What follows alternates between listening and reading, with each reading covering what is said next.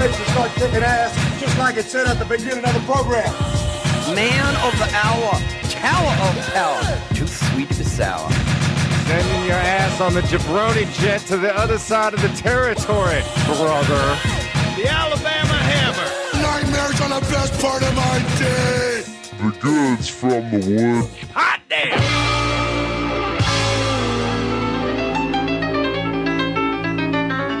Welcome to the Goods from the Woods. My name is Rivers Langley. I'm Pat Riley. And today we are joined by two special guests in our midst, returning to the show for the first time since, I think, 2013. Yeah, it's been a while. It's been a while since we've welcomed this man. Please introduce yourself. But no, he wasn't that long ago because he was on the WPW episode. Oh, yeah. Okay, yes. But how can we forget? It's been a while. It's been a while since we've had him in the studio. Been at the above West Side was, I think. That's right, yeah, the original Disgraceland 1. Please introduce yourself, sir. Hi, Adam Murray. Adam Murray's back on the show. Again. And also joining us, we have a real expert in the topic today. One of the many beloved superstars, but I would say the hero of Victorville, to be sure. He saved the whole city from the devious Thathan. It's our friend Justin Morales. Justin Morales, that's right. Thank you so much for being here, man. AKA Shitty Superman. AKA Shitty Superman. AKA Anthony Rose. The medium-sized dog. The medium-sized dog. It's my lawn now, dude. I don't know how long we're going to keep doing that, but with certain circumstances. What do you mean? No, I will say when you, I forgot who you were fighting, but you said, it's my lawn now, dude. Buddy, that's right. It's my lawn now, buddy. And I think that's the hardest I've broken in the entire time I've been doing commentary for Wrestling Pro Wrestling. That is the hardest I've ever braked. Like I had some friends at that show, and they noticed you like right away. Just put your head down and like and they were like, dude, you broke Rivers. I'm like, with what? Yeah, with it's my lawn, buddy. Or yeah, this is my lawn, buddy. This is my lawn, buddy. That's right.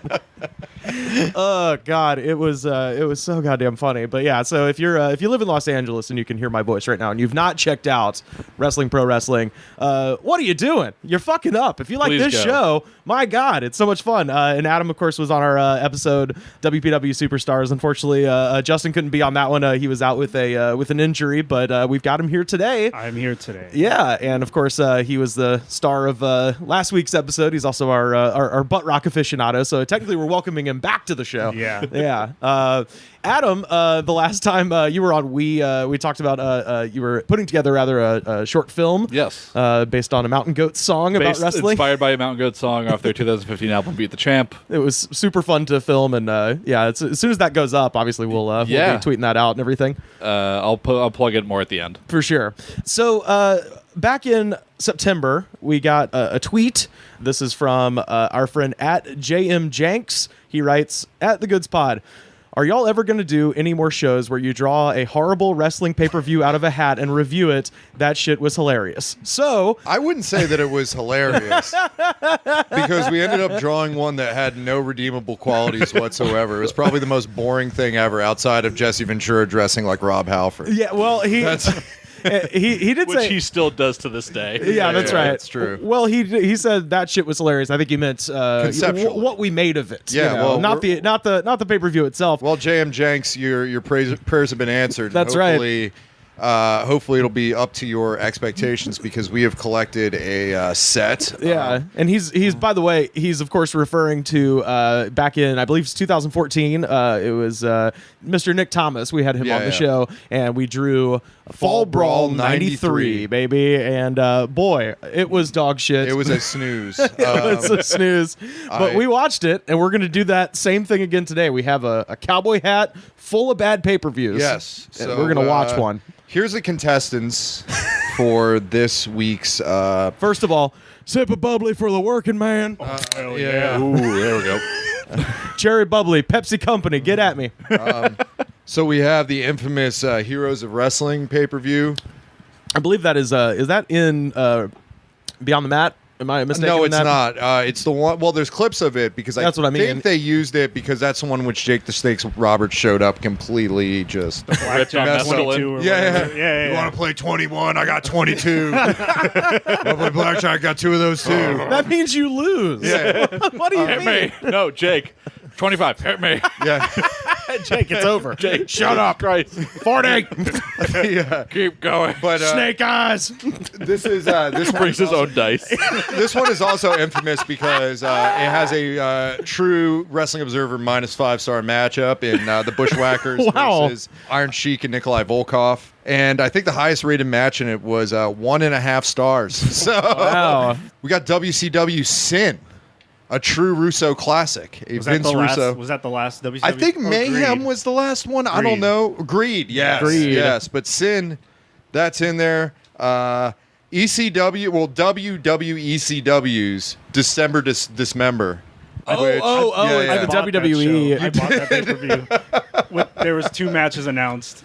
What were they? I don't know how old I was, but I was probably like 16 or something. But I was all about wrestling, and then like, oh, there's gonna be a elimination chamber with hardcore weapons. Yeah, yeah. I'm in. Ooh, all right, a Chamber of Horrors match. Yeah, yeah. Well, this match had 2 matches announced, and we had such greats as a vampire named Kevin.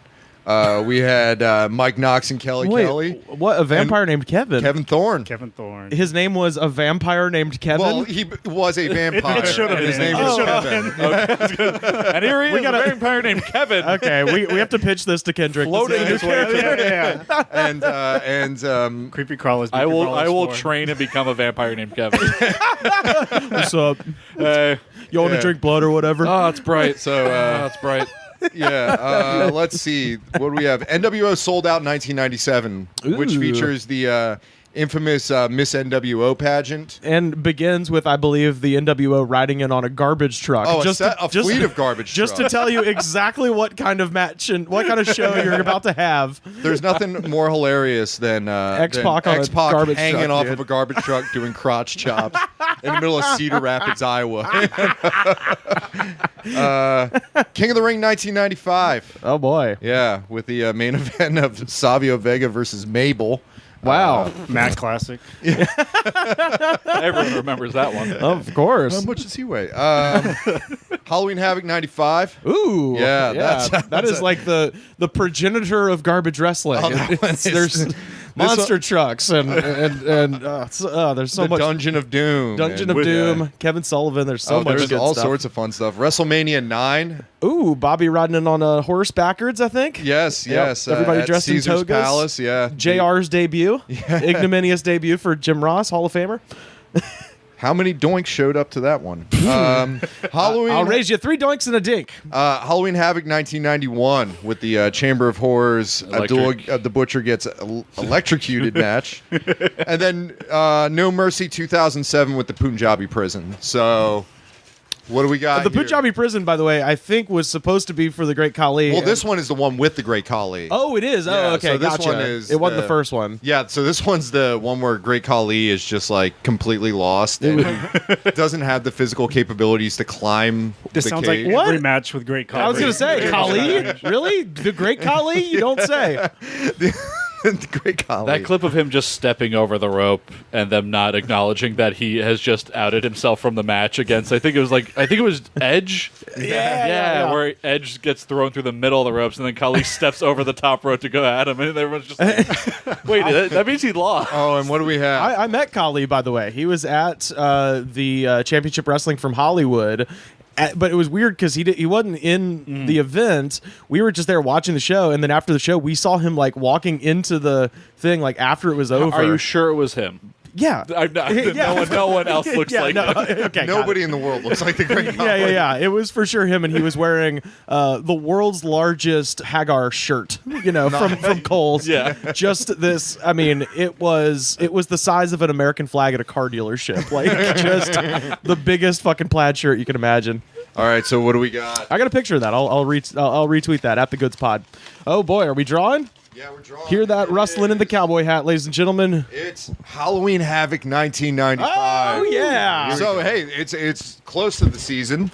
Yeah. Hey, you know what? It's November, Post but Halloween. Post Halloween, but everybody, you know what? If you're listening to this, you still got some Halloween candy. This is a good chance to get your candy out and eat some candy and watch it along. It's on the WWE Network. We're gonna go do that, and hopefully we survive. Hopefully we survive. So yeah, we're gonna take a song, take a brief pause. What should we play a little snippet of? The Monster Mash. The Monster Mash? If you're not done with Halloween shit yet. All right, here is spooky Bobby Boris Pickett with the Monster Mash. Then you can monster mash. The monster mash. And do my graveyard smash. You'll catch on in a flash. Then you can mash. Then you can monster mash.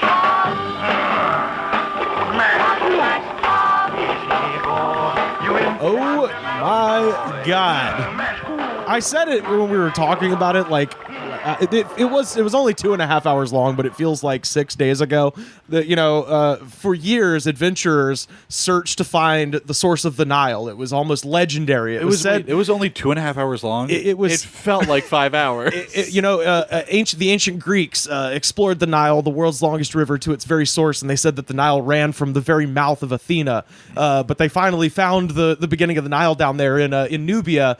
We have found the source of shitty wrestling Nile. Like when people talk about the mid '90s and the awfulness therein, they're really talking about this. This has everything. Okay, this is the perfect example of garbage wrestling. Yeah. I think. I feel like I drank a bottle of cheap absinthe and I just come down. It is. It's terrible. I have 13 pages of notes. Oh my God! I have a whole Word doc on my phone of notes. Yeah, I have a steno pad, a legal pad, and I transcribed this like this was a court briefing. But, this is the Melendez brothers oh case. My God! And they mentioned the Melendez brothers. Yeah, which is not their name. They're very much the Menendez brothers. Yeah, brothers. what was he? They're not the Melendez brothers. He was. Oh, I've got it written down. We'll get there. We need to just boy. jump right in. So before we started rolling, I looked this up. All right, so the VHS cover of this thing, when you could buy it, it has Hulk Hogan crushing a pumpkin, a very small pumpkin in his hands, and the tagline is, "All will be terrorized when the giant emerges in this ghoulishly grande event." That rules. With the knockoff 1960s Batman Halloween Havoc logo. Yeah, dude. Yeah. Oh my God. Yeah. So, all right. So for those of you, this is Halloween Havoc 1995. Yep. It's emanating from the Joe Louis Arena in Detroit, Michigan. Yes. Home of the Detroit Red Wings. Yep. And my God, this pay-per-view was horrible and amazing. It starts with, like, the opening is just amazing, where the quote is, "It will happen in the fortress called the Ring." I knew I was in for a real shit show when Bobby Heenan kind of. Ooh. We'll get into him, but Heenan. at the very top, he's talking about the ambush that Arn Anderson and Brian Pillman launched on Ric Flair. And he's talking, goes, and I have it written down. He goes, he's talking about Ric Flair. He goes, he doesn't have a friend in the world. He thinks he has a friend in Sting, but he doesn't have a friend in the world. Like, he backs himself into a corner verbally. Oh, there was the one where he was wait, like, what do I say? Hey, he's saying that Ric Flair isn't playing with friends from Friends. That was the best part. I was just imagining four horsemen of Ric Flair and Chandler and Joey. And my man Joey gets all the chicks. Never leaves the couch. How you doing? And Justin, while we were watching this, Justin remarked something along the lines of, like, "Oh, a lot of pro wrestling makes sense now." Yeah. This is I've never seen this show. I know this stuff happened, but I didn't know this was the show. So when right now, yeah, I was the same way. Like, I'd seen a lot of these clips, obviously, because it's like, wrestle crap from way back, but like to see it all in context is kind of amazing. Yeah. I mean, I've seen this before, so I was just like cackling right before this stuff happened, and Rivers would look over at me like, "Is he going mad?" And then he'd look over, and it's like, "Oh no, it's the Zodiac." Yeah, we got to get there. We got to check match by match. Dude. But we actually did tell them about what? Oh God, what event was it? It was when I think it was Creepy Crawlers last year, right? No, this was or maybe it was in April. April, we Yeah. did like Curse of the Mummy. That's right. something That's with, right. We had a character. We had Emotep, an emo mummy. Yeah, it's an emo mummy. Yeah. And who was it? Was Eric Watts and Serial Man. Eric Watts versus Serial Man, and we had a monster truck sumo. Yeah. Yeah. Which is to presage what's going to happen here tonight. Although it's not even presage. They keep cutting to Hogan Yeah. and Giant. in the truck. Like this. Okay, so this whole show, and we will get into some more detail. The thrust of the main plot line of this show is monster trucks. Yeah. For some reason, somebody at I don't know if it was Eric Bischoff. It's Bischoff. Or somebody at Turner. He came on to talk about the monster trucks. It's the first time he shows up. Yeah, Bischoff must have had stock in some monster Something. truck company or some shit. And the thing is about monster trucks is that monster trucks are awesome when they're running over cars or Yeah. racing each other on a motocross track. And Not like, when they're toppling over. welded together. On the roof of a parking structure. yeah, welded together. It's all so goddamn All right. confusing. We should just get into the match. Like, we'll just go into it because there's too much to Okay, handle. so I just want to say right before the first match, first of all, Tony Schiavone, at long last, his mullet has begun to recede. So his mullet's gotten a little shorter. Tony Schiavone totally looks like Ted Cruz in this Yeah. It's real upsetting. And this is, and I wrote this down exactly. This is how Tony Schiavone starts his first paragraph. He acknowledges Brain, and he was just like, so and so's not going to play well with others. And then he turns to Brain and he says, "Speaking of playing with friends, I'd like to ask you what you've been doing eating sushi here already tonight." No, Yeah. oh no. So this was okay. So there was, and this was not mentioned whatsoever, but there was this running angle where Bobby the Brain Heenan was in a business arrangement or starting a business arrangement with this guy named Sonny Ono. Who was a friend of Eric Bischoff's from the same karate school that they would go to. What? Sonny Ono was basically a caricature that led to a multi-million-dollar discrimination and lawsuit that WCW had to pay. Yeah. I thought this was like a cunnilingus joke, like up top. I thought that was the thing. I was like, why? I was like, what? Like, I was like, Brain seems drunk. He doesn't seem like he's in some sort of post-coital glow. He's Yeah. like he's fucked up. Yeah. So and so, blinking a lot. And it led to basically a Starcade where it was WCW versus New Japan Pro Wrestling, and the honor of the United States had to be defended from Japan by such great Americans as Chris Benoit and Alex Wright, the Wonder King. By the way, Bobby Heenan, wearing a stunning all black tux. Like, Yes. he got it from. He's dressed like He's going to the prom. Like he went to Genghis. he's and dressed was like a just mega pastor. Like He went to Genghis and was like, "Listen, I need to be the best looking guy at this prom." I can't dance. I'm not the best with the ladies, but I know I can look good. I need your help. And my mom will not let me get the cane. And let me get the. And I'm drunk. And I'm drunk to the point that the face I'm making can only be described as a cartoon fishbowl about to tip over. I want the homecoming king to be jealous of how I look. So hook me up with the all blacks murdered out tux. First matchup. Ooh boy. So we're gonna open up with a TV title battle between Johnny B. Bad and Diamond Dallas Page, accompanied by the Diamond Doll Kimberly and Max Muscle. The most boring man on the planet. I never knew about Max Muscle until this pay-per-view. Holy shit. He is the most useless person in the world. Useless human. Max Muscle's awesome. Dressed in Zuba's pants. No, he's not wearing Zubas. He's wearing spandex with stripes That's on a them. stripes. In a such a low cut tank top that it might not even exist. And he's wearing a honestly. weight belt to Wearing just a show weight that he belt. got done squatting. Is this guy alive? We should get this guy on West Oh Wrestling my Pro Wrestling. god. Oh, I'll look that up So I while y'all looked him talking. up, and he's still alive. He lives in Baltimore.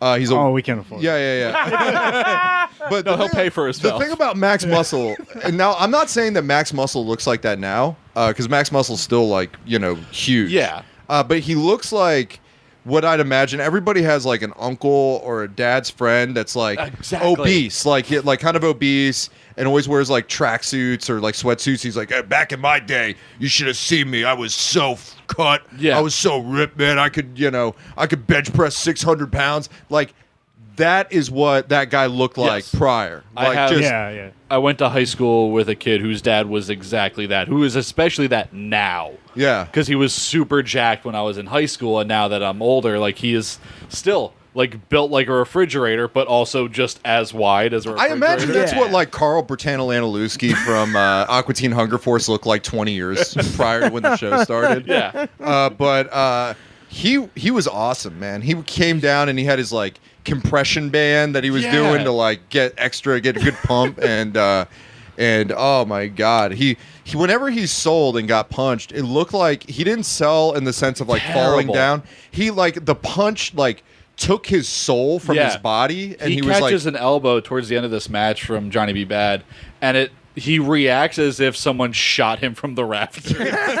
like his eyes glaze over.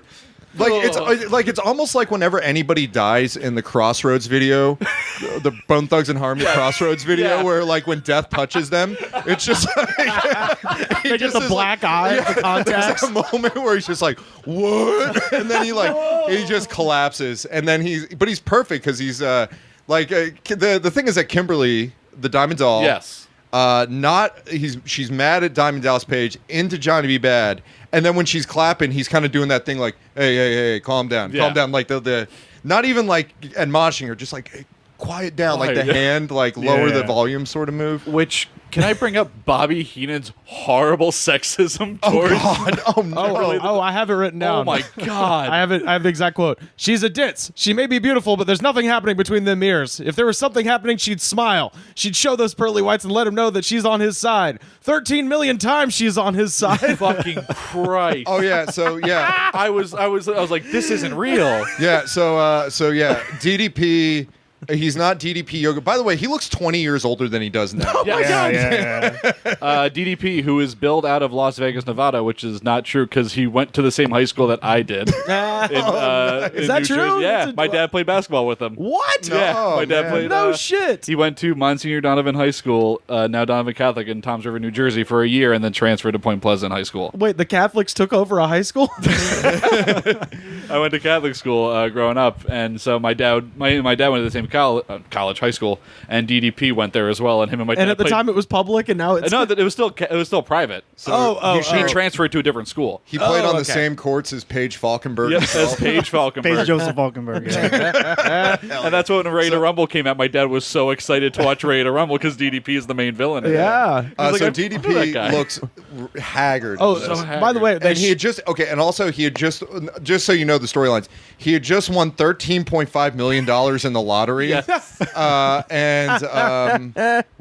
stole DDP's Bad Blaster, but they don't acknowledge it. Who? The Bad Blaster is his confetti gun. Cannon. Yeah. Wait, he stole it from who? From Johnny B. Bad. Oh, Johnny B. Bad. Oh, okay, yeah. Johnny B. Bad without the Bad Blaster is just merely a guy with a mullet. Oh, see, I didn't know. I just thought it was like another gimmick to add to the pile. Because I had it written down. DDP has a confetti gun, a cigar, glittery Ric Flair duster, and he's chewing gum. He's got like 7 gimmicks going. I love Johnny B. Bad's Jack Lemmon in Glengarry Glenn Ross impression he's doing at the top with the car trouble. That's what it was. I was trying to put my finger on it, and all I can't get here. I'm doing my hardest. My tire was flat. Yeah, fuck you and kiss my ass. Like that kind of like Jack Lemmon. Oh, see, I came up with, I ran out of gas. I had a flat tire. I didn't have enough money for cab fare. My tux didn't come back for the cleanest. Locust, a terrible flood. It wasn't my fault, I swear to God. This is the worst day of my entire life. Gene, I had car trouble. I had a flat tire. On the biggest day of my professional career, I have a flat tire? Wait a minute. You had a flat tire? You could have at least given us a telephone call, John. Don't you think if I had a phone, I would have called somebody? Hey. I ran out of gas. I had a flat tire. Someone stole my car. There was an earthquake. A terrible flood. Locust. It wasn't my fault, I swear to God! The thing about Johnny B. Bad, for those of you that don't know, he's the former Mr. Sable. And Marvelous Mark Marrow. When he came into WCW, his first main character was Johnny B. Bad, which he kept the name, but he was basically wrestling. He was a jacked wrestling Little Richard. Yeah. Which Mark Marrow is Sicilian, so they would like kind of give him an extra tan to sell. Yeah. And it was like kind of a little bit a lot much. problematic. Yeah, it's weird. Yeah, and then he kind of like dialed down the Little Richardness, but then like dialed up some of the aspects, like he boxed or he was He just only kind of tanned his face. he was generally flamboyant. That was kind of the thing, but he was like in a way of, and then he loved everyone. He was positive, so he was like a white meat baby face. Yeah, but he still had some of the Little Richard stuff. Like he grew the I'm a bad man. I did like the Max Muscle 4 flat tires reveal. No, and then DDP he's like, hits I him. only said it was one flat tire. Mark Marrow, like, he hits DDP with like the slowest punch ever, so they can cut away real quick, like like a really slow. So this is stage prior punch. to the match, right? Yeah, this is just the setting up promo match. at the beginning. Yeah, so the match itself is actually pretty decent. It is a pretty good match. It's a pretty good match. I mean, they're It's both like 17 minutes long, by the way. Yeah. But it's like DDP was a really good wrestler. Yeah. And then Johnny B. Bad was a really good wrestler too. He's like really underrated. I was watching. I was like, oh, this is a decent match. Like they're doing some high risk stuff. He's going over the rope, like doing suicide dives. Like it was the best match of the night. Oh yeah, and compared to the stuff like compared to WWF was doing at the time, like oh yeah, this was What was WWF like? What was going on around this time? 95. Yeah. I wasn't watching, but So it was like remember. The Undertaker versus King Kong Bundy and Yeah. stuff like that. Like it was still a big man show essentially. Or Yeah. like you would have. Well, they were starting to lead up to the Iron Man match, right? Yeah, Shawn and yeah, Brett, yeah. yeah. 90 end of 95. yeah. So you had some good wrestlers in the mix, but like Vince was like, no, we want somebody to offset it. You know? We need Kama, the Supreme Fighting Machine. Get him in there. We need 2 Undertakers. Clone him. At one point, Tony Schiavone just goes, "It's the pancake!" And then, after exclaiming, "It's the pancake," then goes, he calls that move the pancake. I mean, the only thing that was really funny in the match was like Johnny B. Bad. He messes up a 619. He kind of does half of it. Yeah. He does like a 309, I guess. 308. Fucking Bobby at one point, because I guess it's a reference to the car trouble thing, goes, "So much for Mr. Goodwrench." Yeah. But because Bobby's slurring so bad, we had to turn the closed caption on, and it said on the closed caption, "So much for Mr. Good Ranch." And I'm like, well, there's my Buffalo Wing store. The wings are shit, but we got Good Ranch, baby. Bobby's making a joke about how Johnny B. Bad is his own mechanic now, just talking about all the work he's able to do on a car. Yeah. And gets like real into it. Oh my god. I liked DDP's trash talk. At one point, he yells at Johnny B. Bad, "Come here, woman!"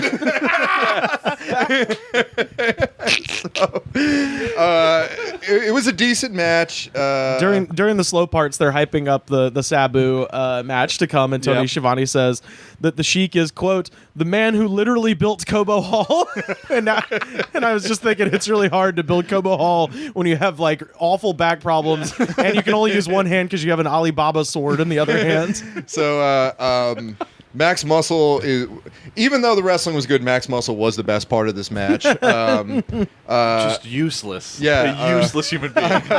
And for I want that job. I could be Max Muscle. God, yeah. Pay me like a $50,000 salary. Just to show up like every once. Say he one did have thing. every gimmick. Yeah. He was just like he had the cigar. He was chewing the gum. He had the lottery money. He had the bad robe. dresser. He had Kimberly, who was basically his Miss Elizabeth. He kind of looks like a kid whose dad is out of town, so he's just putting on everything. He's like, I'll get my dad's cigar, and I'll get his nicotine gum, and I'll fucking put on his robe. But Johnny B. Bad won. He won the TV title in about 17 minutes.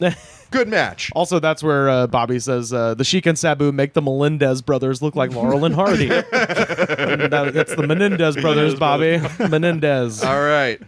So, and by the way, the other take home for that match, I miss the atomic drop as a move.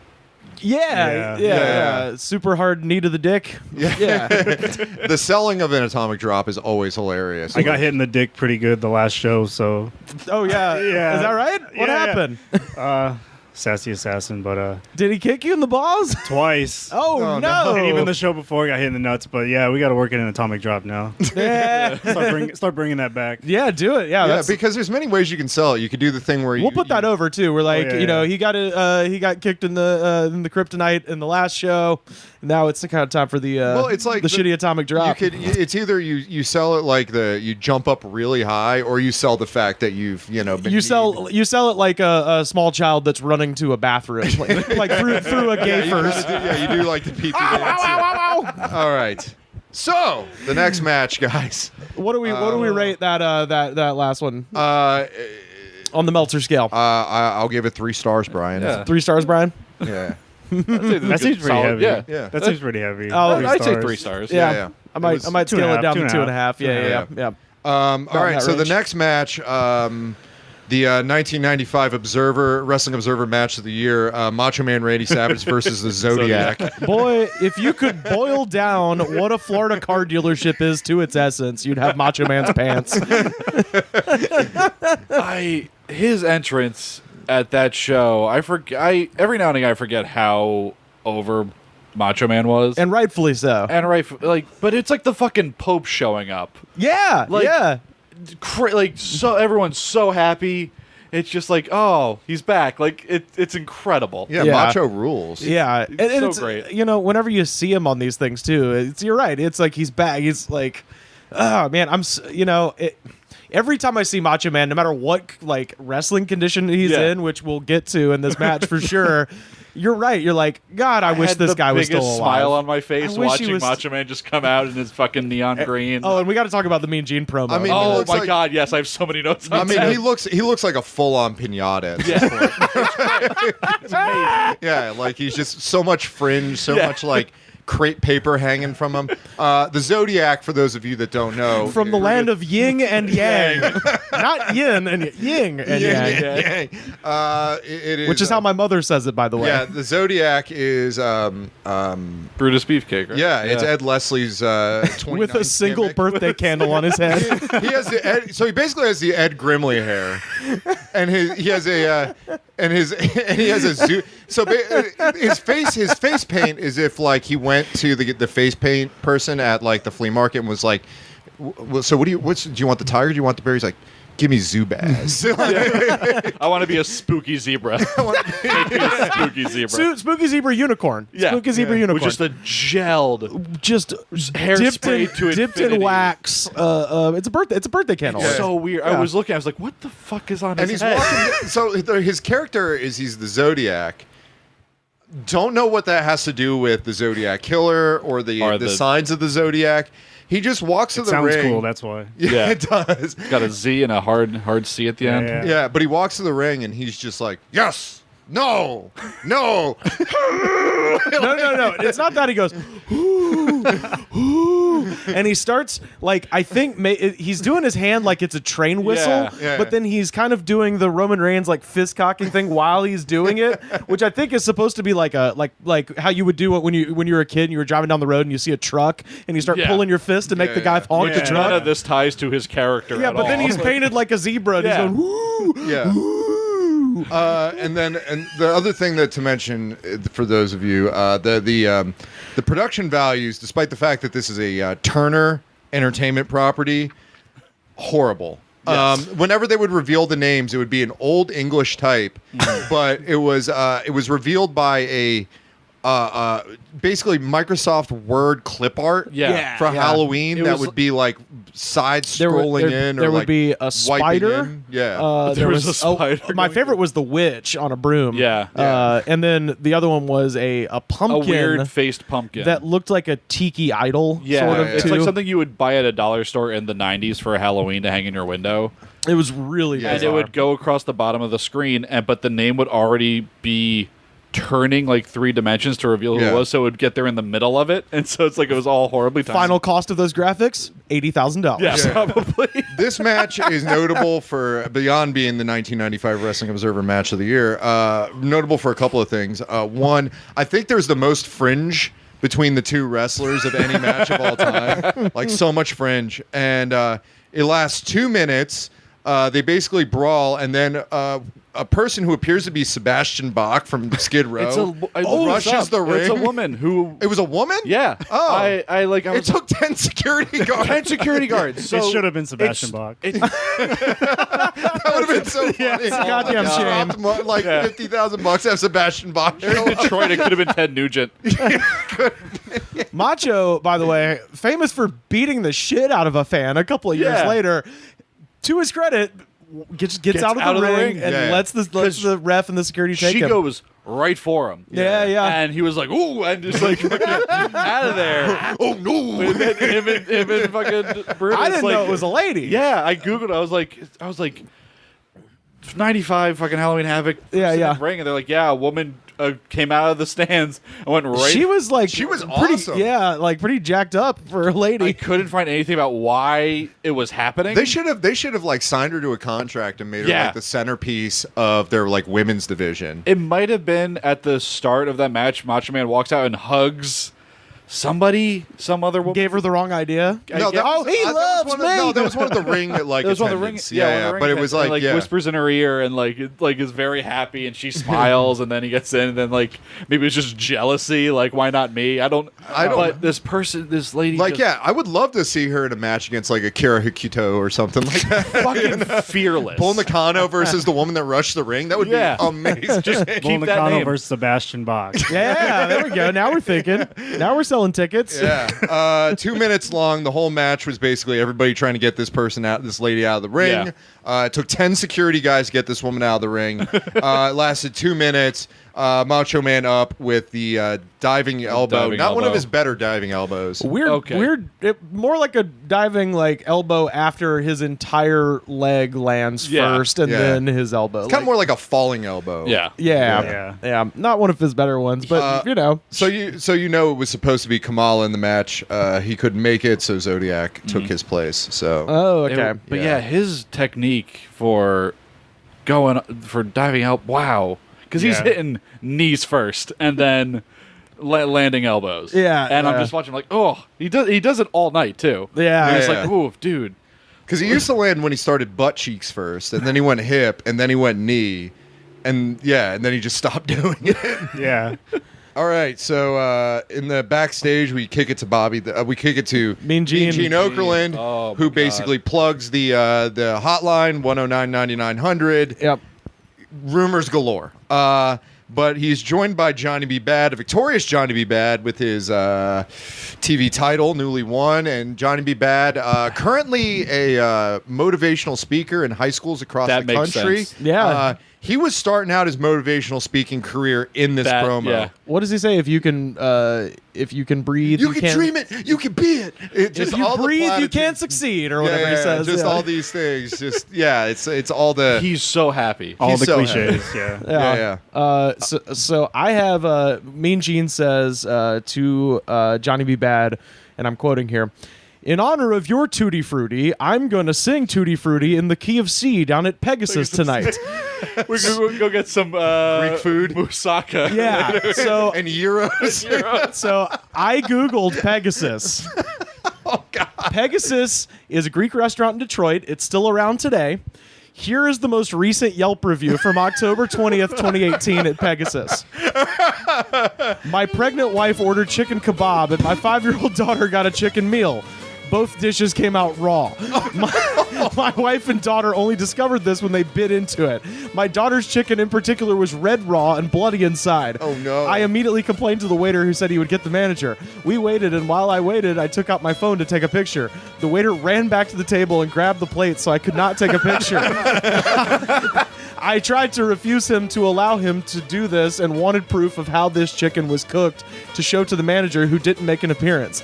He snatched the plates away from me and ran. He then returned to tell me the manager wouldn't speak to me, but also wouldn't include the price of the 2 meals on the bill. I wasn't satisfied with this, so he went back into hiding in the kitchen again and came back to tell me the manager refused to speak with me and had the nerve to offer me a box to take my food home in. Imagine in this day and age, a restaurant in a major city swiping dishes from your table from under your chin so you can't take pictures of the Salmonella Festival they just served you, and the manager having the nerve to not even come out and apologize and exposing your family to real harm with their dodgy undercooked food. What a coward. Sounds like a great place to celebrate. Yeah, I know where we're going after this. And there is no mention of karaoke in this whole thing. They don't do karaoke at this place. Mean Gene is out of his fucking... So Justin, when you win the European title, you could go to Pegasus and all celebrate. I just like the idea of Mean Gene showing up hammered on Uzo. Tutti Frutti! Oh, Rudy! That's his theme song, on top of a table to a very uncomfortable restaurant. Tutti Frutti's, Mean Gene singing Tutti Frutti is actually his theme song. Wait, him singing it himself? Yeah. What? Yeah. Okay, well, keep talking. I gotta find this. WrestleMania 17 when they came out for the gimmick battle royal. I know they're playing that. Yeah. Can we get into Macho Man's promo? Not yet, because we have a match to talk about. All right. Oh, we have a real classic here. Oh my God, dude, it's from the wrestling album. I never needed to hear this. I could have died a happy man and never experienced this. Knowing how he looks. I can't tell you if it's in the key of C. I don't know if you can imagine a cartoon dancing mustache, but I can. Imagine Mr. Potato Head at the end of a Toy Story. And the mustache is just spinning around. Okay. Well, we have lots of show to go. So okay, sorry. Sorry, we can't concern ourselves with such worldly things. Road Warrior Hawk versus Kurosawa with Colonel Robert Parker. Oh boy, the Tennessee stud himself. This match is I don't know what happened. No, I just wrote Hawk is great. I don't know. Who cares? Yeah, Hawk looked great. He came out fucking super strong. Yeah, because again, like I haven't checked in on any of this stuff in years, and then just seeing Hawk come out of the Road Warrior fucking shoulder pads, like right. The red and black, the red and black, the WWE shoulder pads. Yeah, it's skullduggery. There's a weird Samoan drop. Colonel Robert Parker holds the leg. 4 minutes. The crowd is completely confused by the ending of this match.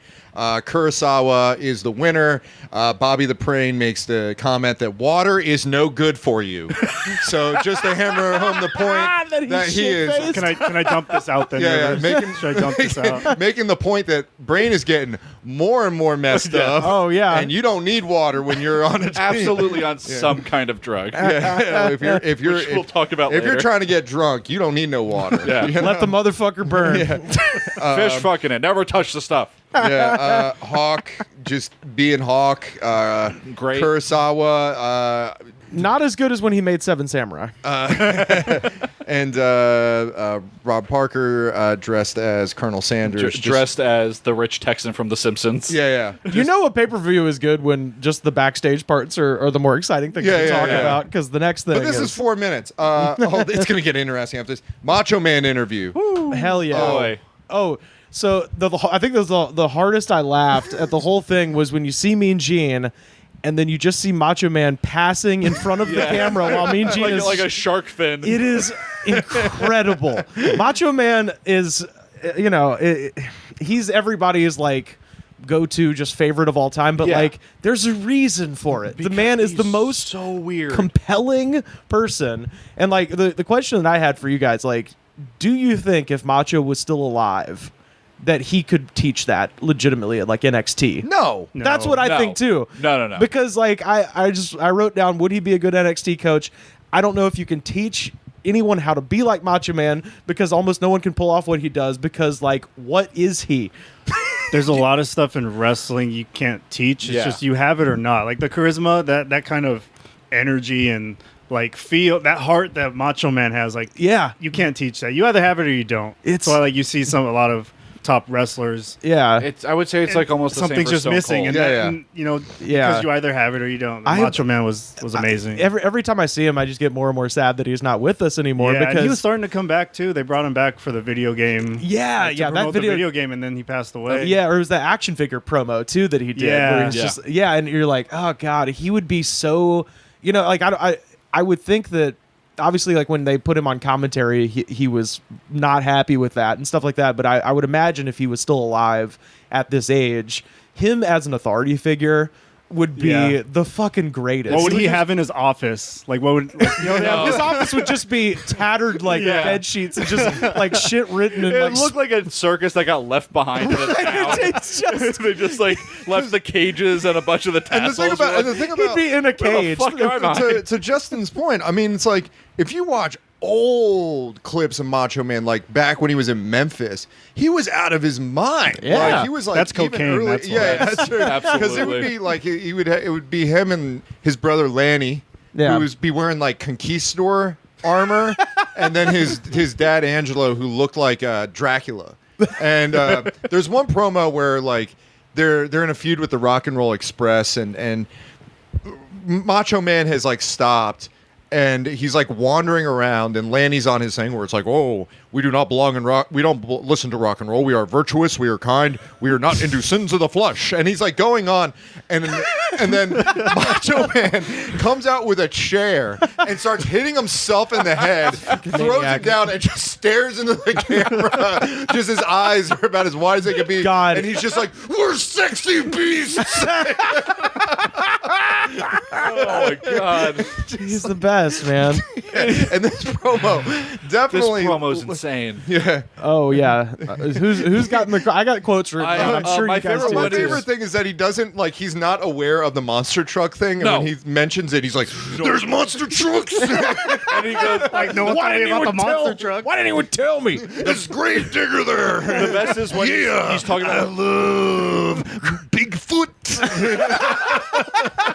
Is Bigfoot gonna be there? Be there. My favorite is when he's talking about, he's like, "You're a friend, but in the ring, it's business in the ring because it's business." And then he pauses, he goes, "Your mustache is crooked." And Dude, Your mustache is crooked. And then BG goes, "Well, your beard's a little crooked." He's like, "Oh, wait." God, your mustache is crooked. I mean, that might be the most memorable line. Macho Man cuts from this whole promos thing. like he cuts promos like Robin Williams Free Associates. Yeah. That's kind of the He way in cuts which- promos the same yeah. way Stephen King wrote most of his books in the 80s. Just on a ton of cocaine. On a ton of cocaine. And doesn't remember doing it. Yeah, but yeah, he says of Hulk Hogan, "I'm your friend." I'm your friend. And the other one, and this is almost Cosby-esque. "My curiosity is killing me, just like the cat would be killed by the curiosity." Yeah, there was something very Anthony Kiedis about that. The curiosity you killed the cat. Sweet Louisiana. But God. I got stopped by a lady cop in my automobile. And then Bobby Heenan goes, he's like, "Yeah, his mustache is a little crooked." What? Bobby? What are you Bobby, doing? Yeah. you're the greatest of all time. This is not good. Yeah, no. Next, When I think of my Happy Gilmore happy place, it is just Mean Gene and Macho Man fucking with each other forever. It's like it is unbeatable. It's one of the greatest dynamics in history. So beautiful. I beat the Zodiac, yeah. And we had even a little audience participation, yeah, because I'm wild, yeah. And I'm going to tell you something, Hulk Hogan. I heard what you said about me a few days ago, yeah. I'm your friend, but if I ever see you in the ring, I can beat you, don't you know? Yeah. Randy Savage, I know Your mustache is crooked. Your beard is a little sideways, too, but I don't want to get into that. That's I'm not all going right. to take personal pot shots at you or anybody else. That's not my nature. Get in line, everybody's I'm a little after better me. guy than that. I don't mind telling you. My curiosity is killing me just like a cat would be killed by the curiosity, yeah, because of the fact machine versus machine and man versus man doubled and tripled by the exposure of the WCW Heavyweight Championship belt. Don't you think I have a little bit of interest right there? I think you do. Friendships, business is business. Hulk Hogan already drew the line in the sand. I'm just following it up, yeah. All right, we're going to be watching very I'm closely. gonna be a participant, and I'm going to be watching too through the video scope. Yeah. Thank you, the Macho Man, Randy Savage. He is one of a kind. Let's get you back inside Joe Louis into the ring. Oh boy, this next thing. This next match is even more amazing. The next match is so great. Oh, yeah. The homicidal, suicidal, genocidal Sabu with his uncle the Sheik, the original Sheik, versus Mr. JL. JL stands for Jerry Lynn, or not as Bobby the Brain Heenan theorizes, jerk and lunch. No, jerk at lunch. Jerk. Because I wrote that down. What does JL stand for? Jerk at lunch, which means Heenan has reached the point of where he's, when you're drunk and you get really hungry? Yeah. Like the drunk munchies, that's where he's at. He's thinking about food. Jerk at lunch. He was doing fucking 8 balls and then just like pounded 2 Fosters before going on air. No, I think with Heenan, legitimately, like it's got to be booze, because he's got this parabolic arc of where he's like getting like more and more wild with it, and then it's just this like kind of slow decline, and by the end of the show he's almost catatonic until Hogan murders Big Show. But we'll get there. The Sheik, just wearing the best outfit of all time. The original Sheik, by the way. Eddie Fair hat. Not the Iron Could Sheik. barely walk. Yeah, the one that feuded with Bobo Brazil for like 30, 40 years. He's wearing kind of a... the man who literally built Cobo Hall. So the Sheik, pencil-thin mustache. Yep. Suit like James Brown would wear. Yeah. Like the suits that James Brown would wear like later in his life. But he has it smells like mothballs. Yeah, but he has like a gut, you know, so it's kind of like... the button is like buttoned at his like nipples. Yeah. And he has the headscarf, the Arabian headscarf. And the Alibaba sword. And he has a sword. Yeah. A legitimate sword. It's like the Aladdin, like Alibaba, like Middle Eastern type sword. Yeah, it's a scimitar. Yeah. Scimitar. Okay, it's got a name. Which was really scary when... Sabu does an acai moonsault to the outside onto JL and just hits the Sheik too while the Sheik is holding the sword. Yeah. So he could have impaled himself on a stupid gimmick. Killed his nephew. Yeah, I just wrote Sabu almost kills an old man with a botched flip-de-doo. This match would have given Jim Cornette a heart attack with the lack of selling and the lack of God, no one like the biggest sell comes at the end with the fireball. Well, before we get to that, I'd write down like JL keeps having to kick his legs up so Sabu can remember to grab them for the cover, like because he's just forgotten what wrestling is. Yeah. I mean, he's doing like weird sort of like Sabu is just like, okay, you jump off the top rope. Then Jerry, you jump off the top rope. Yeah. And Jerry and Jerry Lynn is wearing like this weird sort of Japanese superhero outfit. Yeah. So this isn't like him normally looking like Randy the Ram from the wrestler. Was in like a luchador gimmick, and I wrote the phrase Sabu, you don't have to do this twice. Well, no. So so apparently Jerry Lynn was like, okay, I'm going to get over with this luchador gimmick, and then like 2 weeks later, they signed Psychosis, Juventud Guerrera, and Rey Mysterio Jr., and he's like, well, the mask isn't going to work. I guess I should leave. There goes my novelty. Paulie Dangerously, here I come. Yeah, so the match is about 4 minutes long. Yeah. They do a bunch of high spots. There's really nothing to it outside of high spots. And then Sabu pins Jerry Lynn. And then when the camera is pointed away, the Sheik just throws a fireball at Jerry Lynn. Not fully in the camera shot. He just like notices he has the flash paper for the fireball and was like, ah, shit, I had to do this. I'm the Sheik. And then he just like throws it like, whatever. Did Jerry Lynn know that was going to happen? Then was he just Probably like, not. He was like, oh, I thought fireball was supposed to. Oh, fuck! So I thought we were supposed to fireball and then do the pin. Yeah, he already lost. This is just like salt on the wound or fireball in the eyes. I'm sure Sheik was just like, I saw the fireball, and Jerry Lynn was like, just fucking do it. Whatever, I don't care. I'm wearing a mask. I have a mask. My eyes are protected. Yeah. Well, and this had some backstage repercussions, right? Yeah, because Sabu got fired over this. Basically, the people at Turner caught wind of the fireball. And we're like, we can't have people throwing fire at each other. Ooh. We're a publicly traded company. What? Kids might throw fire at each other. Is this going to be a problem? Outside of the fact that Hulk Hogan murders a man on the side of a park. In like an hour, They think he drowned in the river. All right. Now, they cut to Bobby. Bobby looks troubled. He has his eyes are just like glassy and just really big. And then we cut to a promo on the stage in the arena of the Master. King Curtis Iakea. Wait. Oh yeah. No, on screen, not no. on stage. They're live. They got the throne out there, and King Curtis Iakea, who's just covered in dust, in a robe. He looks like Jabba the Hutt looked at Medusa. He looks. There's a really bad Clint Eastwood movie called The Iger Sanction, where Clint Eastwood is a former special ops hitman assassin who gets hired back into the world of being an assassin with the allure of a stolen Pissarro painting by a secret shadow government character known as Dragon, who is a albino who sits in a completely red room and talks like this to Clint Eastwood. It's where they got the idea for The Last Jedi. Pretty much. It's like Snoke. And that's what I kept thinking. I'm just like, oh, it's just Dragon from Iger Sanction. Don't watch it. It's a bad movie. Yeah, by the way, when they show they announce that it's the Dungeon of Doom, they have it. Jurassic Park font. It's in the Jurassic Park font. Yeah. Unbelievable. Yeah. So it's the Master King Curtis Iakea and the Taskmaster. So you can keep track. There's the Master and the Taskmaster, Kevin Sullivan. Which is there no writer?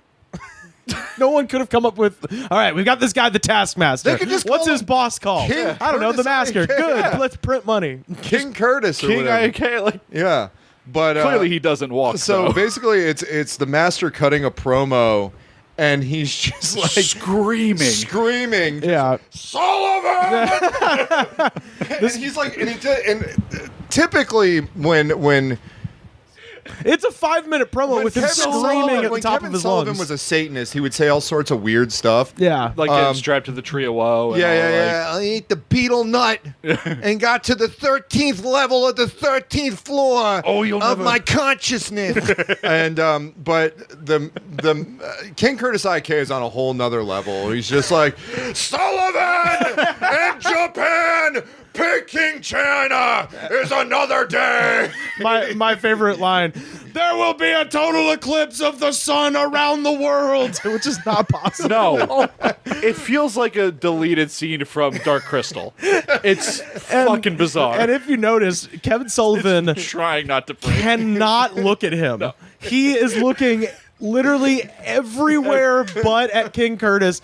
Cannot fucking look at him. A 400-pound man wearing a giant black kimono covered in dirt and dust. Looks like with the insurance of the Yeti. I've rolled around in a construction site for an hour. Look at me. Yeah. Kevin Sullivan's fucking forehead paint. Yeah. Oh yeah, he's got his little twirlies, which will come back into play later. The fate sealed in the monster truck. Sullivan! Yeah. Sullivan! My son!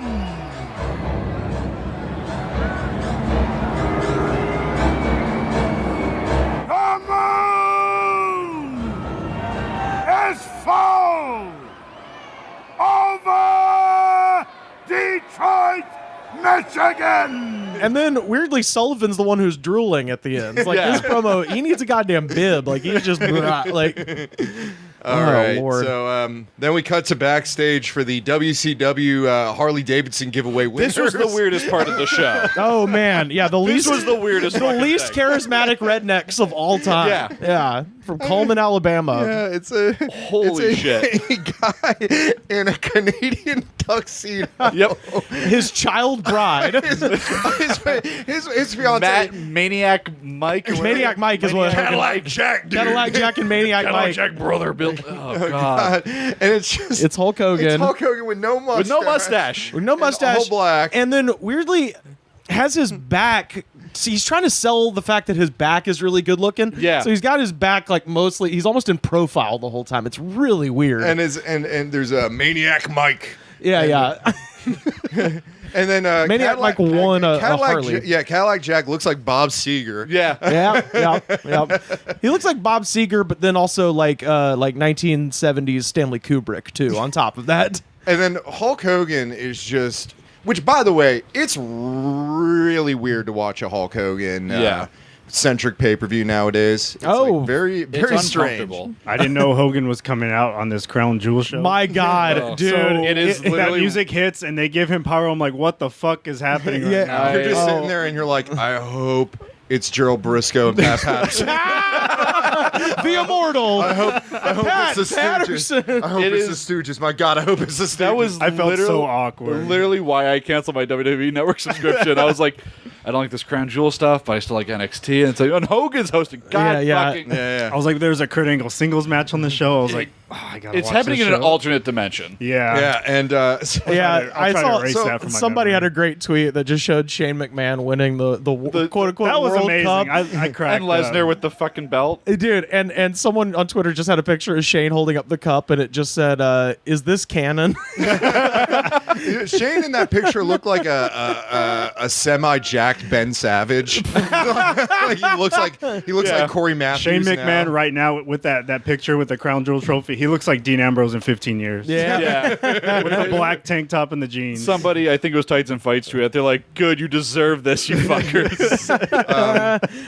But yeah, Well, the good news is they'll both still be Hogan's- wrestling in 15 years. Yeah. Hogan's losing his mind in it. Like, Yeah. he's just like, me and Maniac Mike, dude, we're gonna be riding side by side to the, and he's just like going on. Tell and him why- Cadillac Jack, we need to throw more. Yeah, why chrome did he on win this, a dude. motorcycle? Why did Yeah. this guy win this motorcycle? And they're so focused on, they're obsessed with motorcycles and monster trucks. Yeah. It's so insane. You know, And wrestling. And Hulk Hogan is wavering between Hulk Hogan and Terry Bollea throughout the Yeah, entire thing. for sure. And there's At some parts, dude, I'm talking like this, Jack, but at other times, he I'm fits talking like this, he dude. fits like 18 brothers into that one promo, which is like 4 minutes long. Oh, I have that sentence. I just want to touch the seat, brother, to remember how it felt, brother, because that's the last thing I'm touching lightly tonight, brother. And then followed up by Bobby Heenan talking about Hulk Hogan. He goes, "You better touch your own seat and super glue it to a chair." Oh, no. Hogan." I have that full. Which makes no sense. Oh, no. At fucking all. Oh, yeah. No, I've got that whole quote written down because there's this there's this family from Coleman, Alabama. They're in Detroit They're for some Detroit. reason, and they've just won a Made these people motorcycle. fly up here. No, because what leads up to that, because Heenan goes, you know, that motorcycle looked very nice in the trailer court where that guy lives, right next to those cars and on the rocks and cement blocks right there next to the, you know, one of those round, and he starts making a circle motion with his hands, round swimming pools, you know, those nice $4 swimming pools, then that bike will look real nice there, Hogan. You'd better touch your own seat and you'd better super glue it to a chair because it's the last thing you want to go is to get up on the rough. Wow. That's the full quote. It's like these people won, and yeah, like we said, there's a man with a child bride. He's gonna ride. Hogan says, he goes, "I'm gonna ride that giant tonight through the straddle of the night, brother." What is the straddle of the night? Straddle of the night. That's we need to pitch that to Kendrick. That's got to be a character. When I got into wrestling, my joke was, I just want to be able to say brother, just dude, you anytime. But now, like, you don't even try, and I drop like 50 brothers every time at a wrestling show. Hey, man, it happens, dude. Or brother, or amigo, buddy. All right, Buddy, so yep.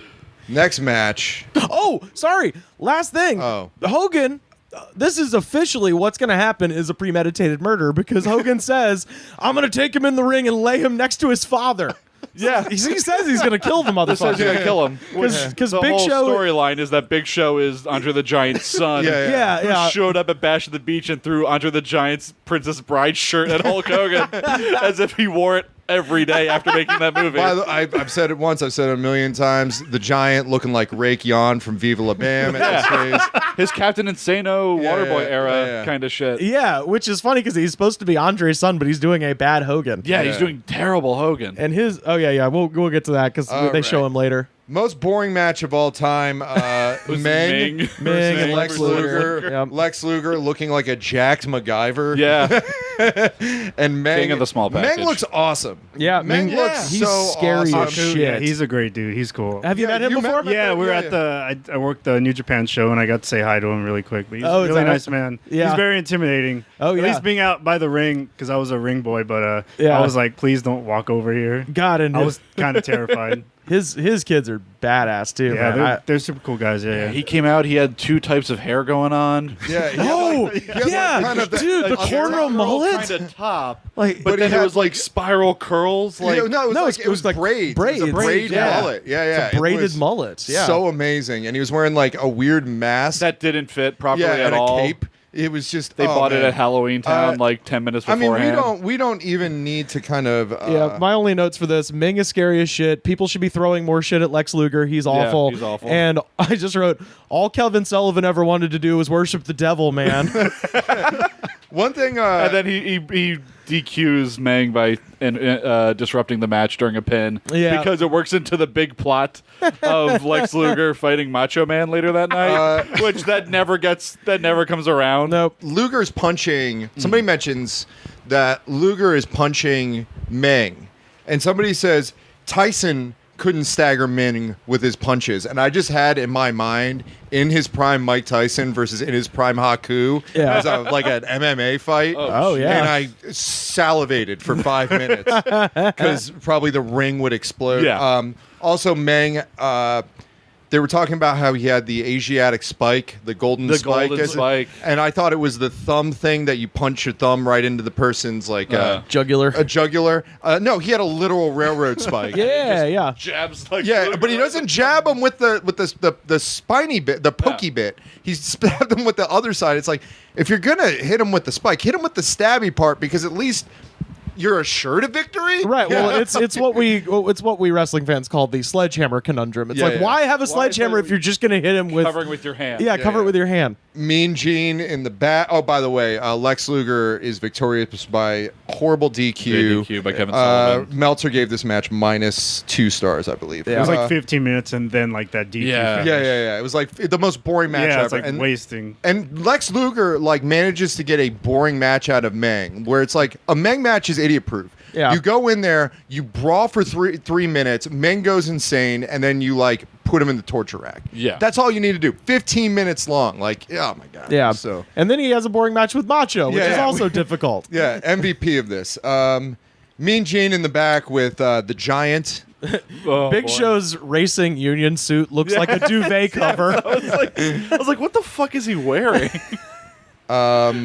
Yeah, that was weird. Also, they had already shown him and Hogan up on the roof, like revving engines at each other. At the start of the show. Are we to understand they were on the roof revving engines? They took a break. They're now back in the locker room talking to a boring redneck family and their child bride. Yeah, and then also to Mean Gene, and then they're going to go back to the roof. Talking to Cadillac Jack and having a lady present sweatshirts and hats to these people. Sweatshirts and hats. I think her name was Deirdre. My favorite thing about that segment is how the microphones are leveled for wrestling promos, because they have Cadillac Jack try to speak at a normal human volume and you cannot hear his voice. Yeah. He's like, well, he's like, chrome on it. And I'm like, what? I looked that guy up, by the way, Jack Cardellini. his company is still around. He has passed away, but he's still rest in peace. Cardellini Customs is still fucking kicking ass there in Detroit. Awesome nickname. Buried in a chrome coffin. Yeah, he's the guy who got buried on the motorcycle years ago. The next match, which ruled, Arn Anderson, yes, and Brian. This Pillman is my match of the night, by the way. Versus this is probably my Sting match of the night. and an absent Ric Flair, because Ric Flair had been attacked, presumably by the cast of Friends, according to Bobby the Brain Heenan at the beginning. So, David Schwimmer put the beat down on Slick Rick. This match rules. Yeah. As Sting is coming to the ring, by the way, there is a sign in the crowd that says, "Sting, you sting like a scorpion." Sting, which is like, comma. It's the 90s version of Randy is Snake. Randy is Snake. What is that? Wait, was that a sign at some point? Oh, you haven't seen this? I think it was like on YouTube. It's really big on like Reddit Squared Circle, just like Orton is Snake, but SNEK. I guess you know those.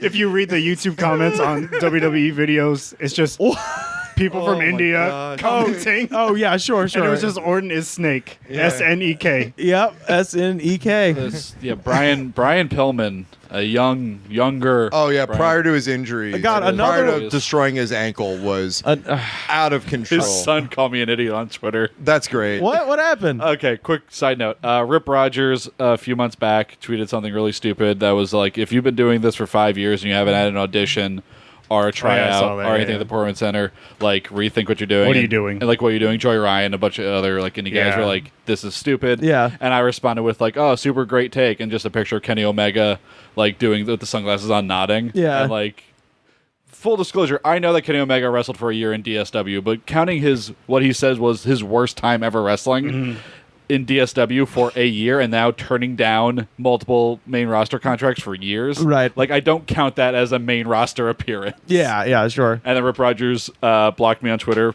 pretty quickly, and then Brian Pillman Jr. called me an idiot for my opinion. Oh, wow. Yeah.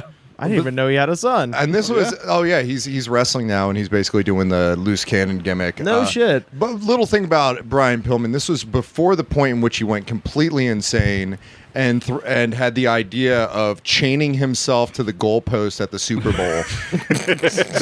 He was just like, I'm gonna do it. You know?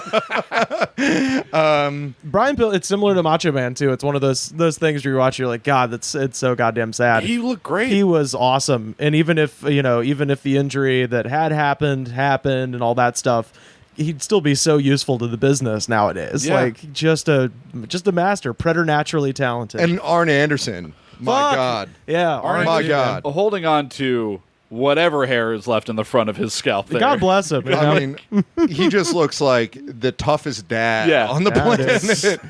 But yeah, I have a great video from the end of this match. We'll get and they have a clinic, just a great clinic of babyface in peril, but not in too much peril because it's Sting, so he's going to be kicking butt.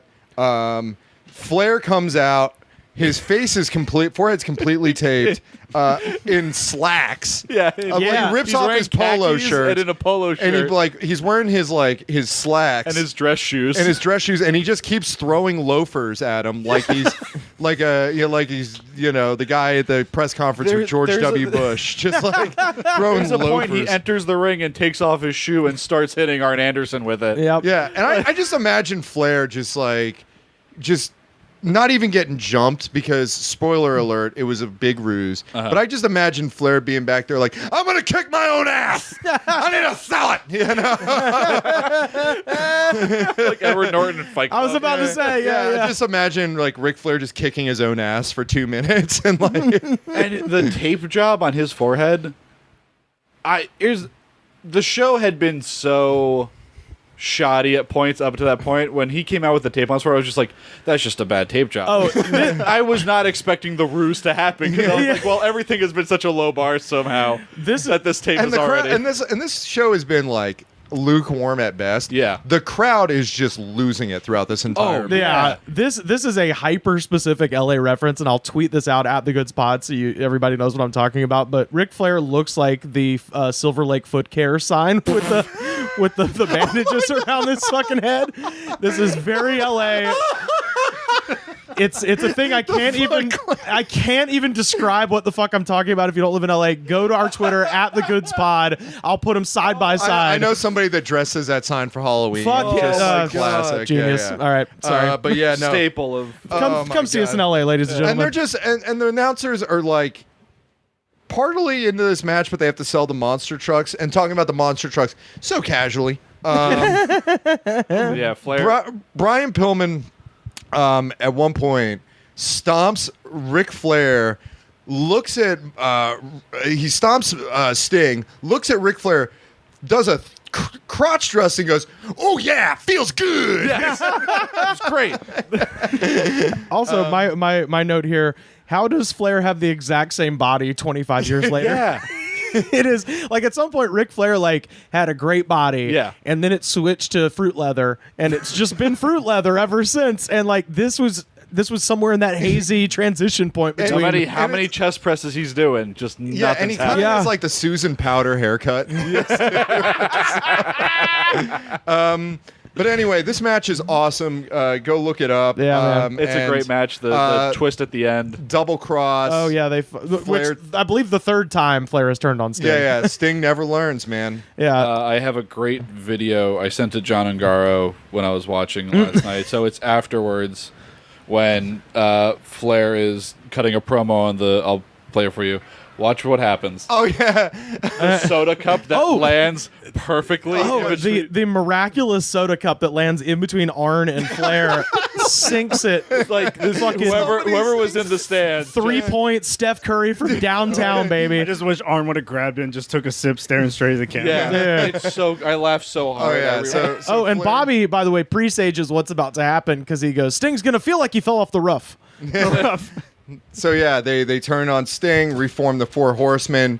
There's 3 of them. They got to find a 4th, and then they get he who shall not be named in wrestling canon as the 4th member. He was in a dark match, by the way. He was. The dark matches of this event: Eddie Guerrero, Dean Malenko, Disco Inferno, Mr. Wonderful Paul Orndorff, all infinitely more interesting than what's on the Harlem card. Heat, I think, was in there. Yeah, it's crazy. There were 4 dark matches. Well, you have to have a space. Yeah, you have to have space. So you can't have space taken up by them when you have to have the Zodiac and monster trucks. We have to have vanilla midgets out of here.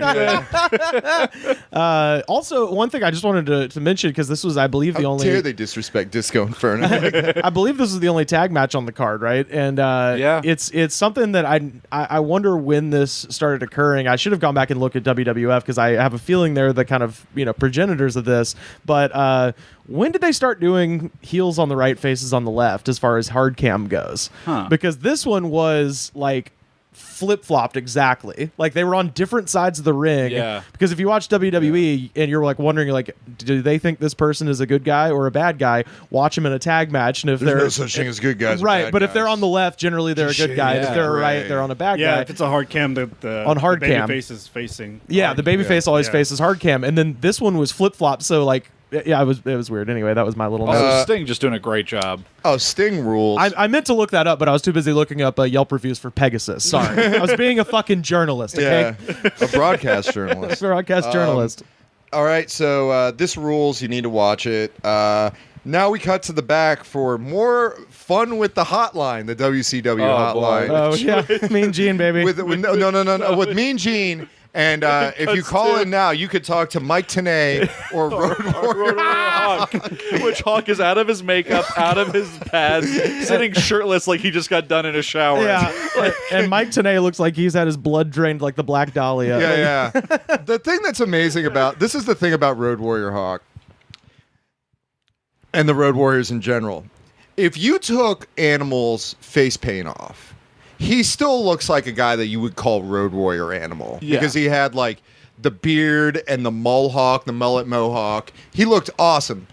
When you take Hawk's off, and he's got the dad mustache. Just the dad mustache. And like the hair that's like the 2 stripes, but it kind of looks like he has the horseshoe going on. Yeah. He does not look like a Road Warrior. No. He looks like a mechanic. Yeah, he looks like he was on the phone and he was like kind of sweating. He looked like he was placing like bets to his bookie. He was just like, it's Clemson the Dogs. 13 and a half. FSU all the way. And he had his right forearm bandaged because Kurosawa broke his arm. Broke his arm. He didn't have it during the match.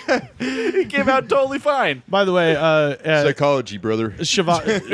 Tony Schiavone at some point goes, still to come, Macho and Luger, Monster Trucks, heavyweight title. I'm sold right there. Yeah. You got me, Schiavone. Those words don't make up a sentence, really. So we can get... Okay, so this is where this really kicks into high gear. Oh, yes. We have a promo with Mike Tenay and Lex Luger. Classic Lex Luger. Lex Luger looks completely lost. In the first sentence, he mispronounces perplexing. He loses his train of thought twice within the first 15 seconds. I'm got the Lex Luger syndrome right now. And he has the weird pauses in the elocution where he talks about Macho Man. Yeah. We get together in the ring to have a match. And it's just like kind of this weird up and down. Like if you were to... Got the wrong emphasis on the wrong syllable. Yeah. It's like he's speaking for the first time. And he always had that. He was never good. Lex Luger. College educated athlete. Successful. Lex Luger, because when I started watching wrestling, like at basically and I've talked about this before. Like my beginning watching wrestling is almost exactly concurrent with the beginning of the Wolfpack in 1998. Like I'd seen spotty stuff before. I'd seen shit here and there before then, but like watching hardcore regularly was the Nitro after Spring Stampede 1998 when Macho had the title for 24 hours and then lost to Hogan. And but I remember when the Wolfpack came together, it was Conan, who was fucking cool. Viva la Raza, he had the whole rep. He was badass.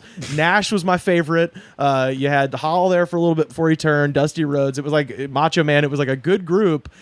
And then just the most boring motherfucker ever, where I was constantly like, because Why are you here? They were always flirting with Diamond Dallas Page, and I'm like, fucking, this guy sucks. Get DDP, because DDP was my favorite at the time. DDP and Nash were my two favorites, and I was like, man, Lex Luger was so unintentionally hilarious. Yeah. That was the whole point. I didn't have any context for him. I was just like, this is a muscle guy who sucks. Yeah. Like, who cares about this dude? He has nothing going on. Body slammed Yokozuna.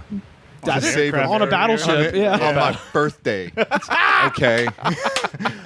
On my 9th friggin' birthday. I had one birthday candle on my head like Zodiac. Like a weird Chinese ghost.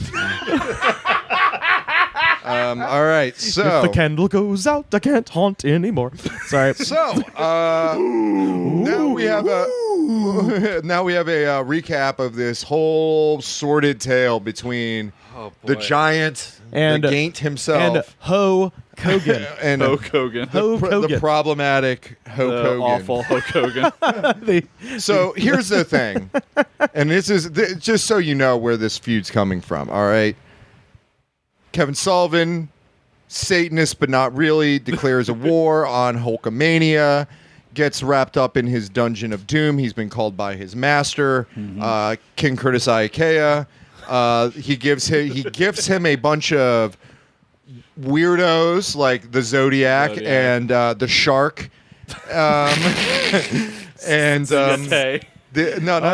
yet. So it hits ahead at the Bash at the Beach, which is literally at a beach, Huntington Beach, where they claim that 250,000 people showed up.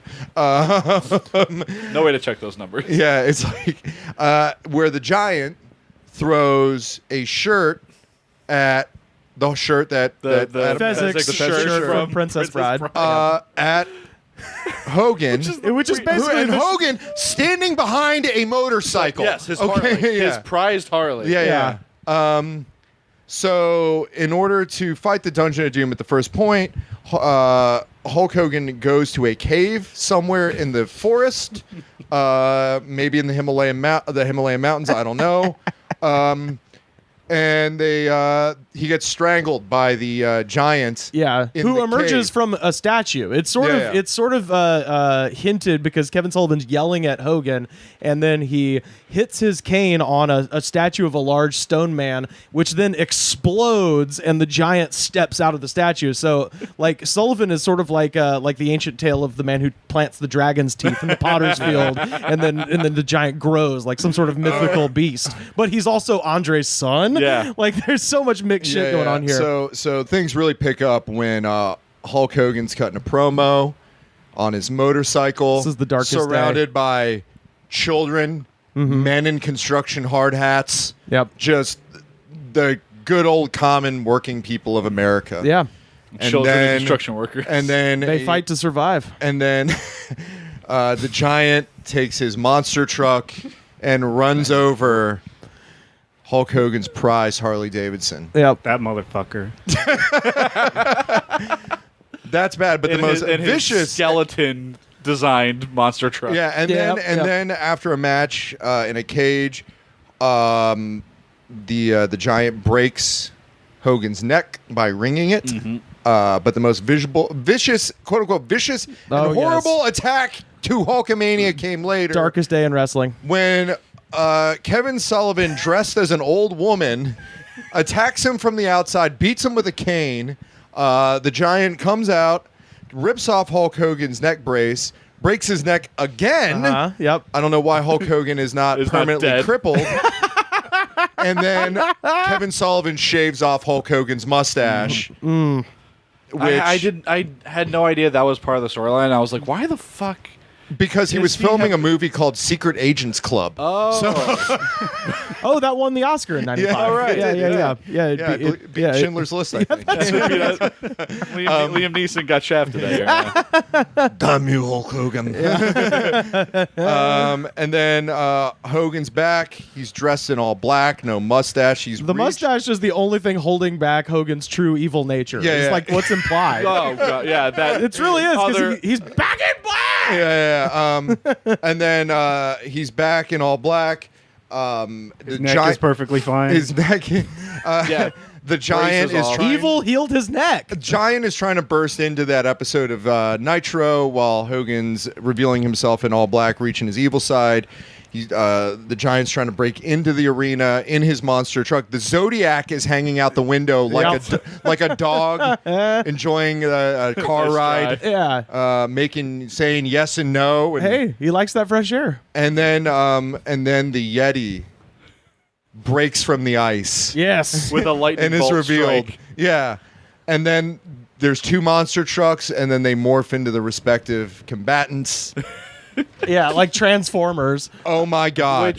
This is so hideous and so amazing at the same time. For anyone who doesn't know what Kevin Sullivan looks like and is imagining who this Taskmaster of Evil is, imagine Vince Neil from the Surreal Life era, but wearing a costume that looks like a knockoff Flash Halloween costume from China. The best way I would describe what Kevin Sullivan looks like at this time is every male nudist in every episode of HBO's Real Sex. Just someone who sits across from his wife. They try to make each other come from just like telepathy.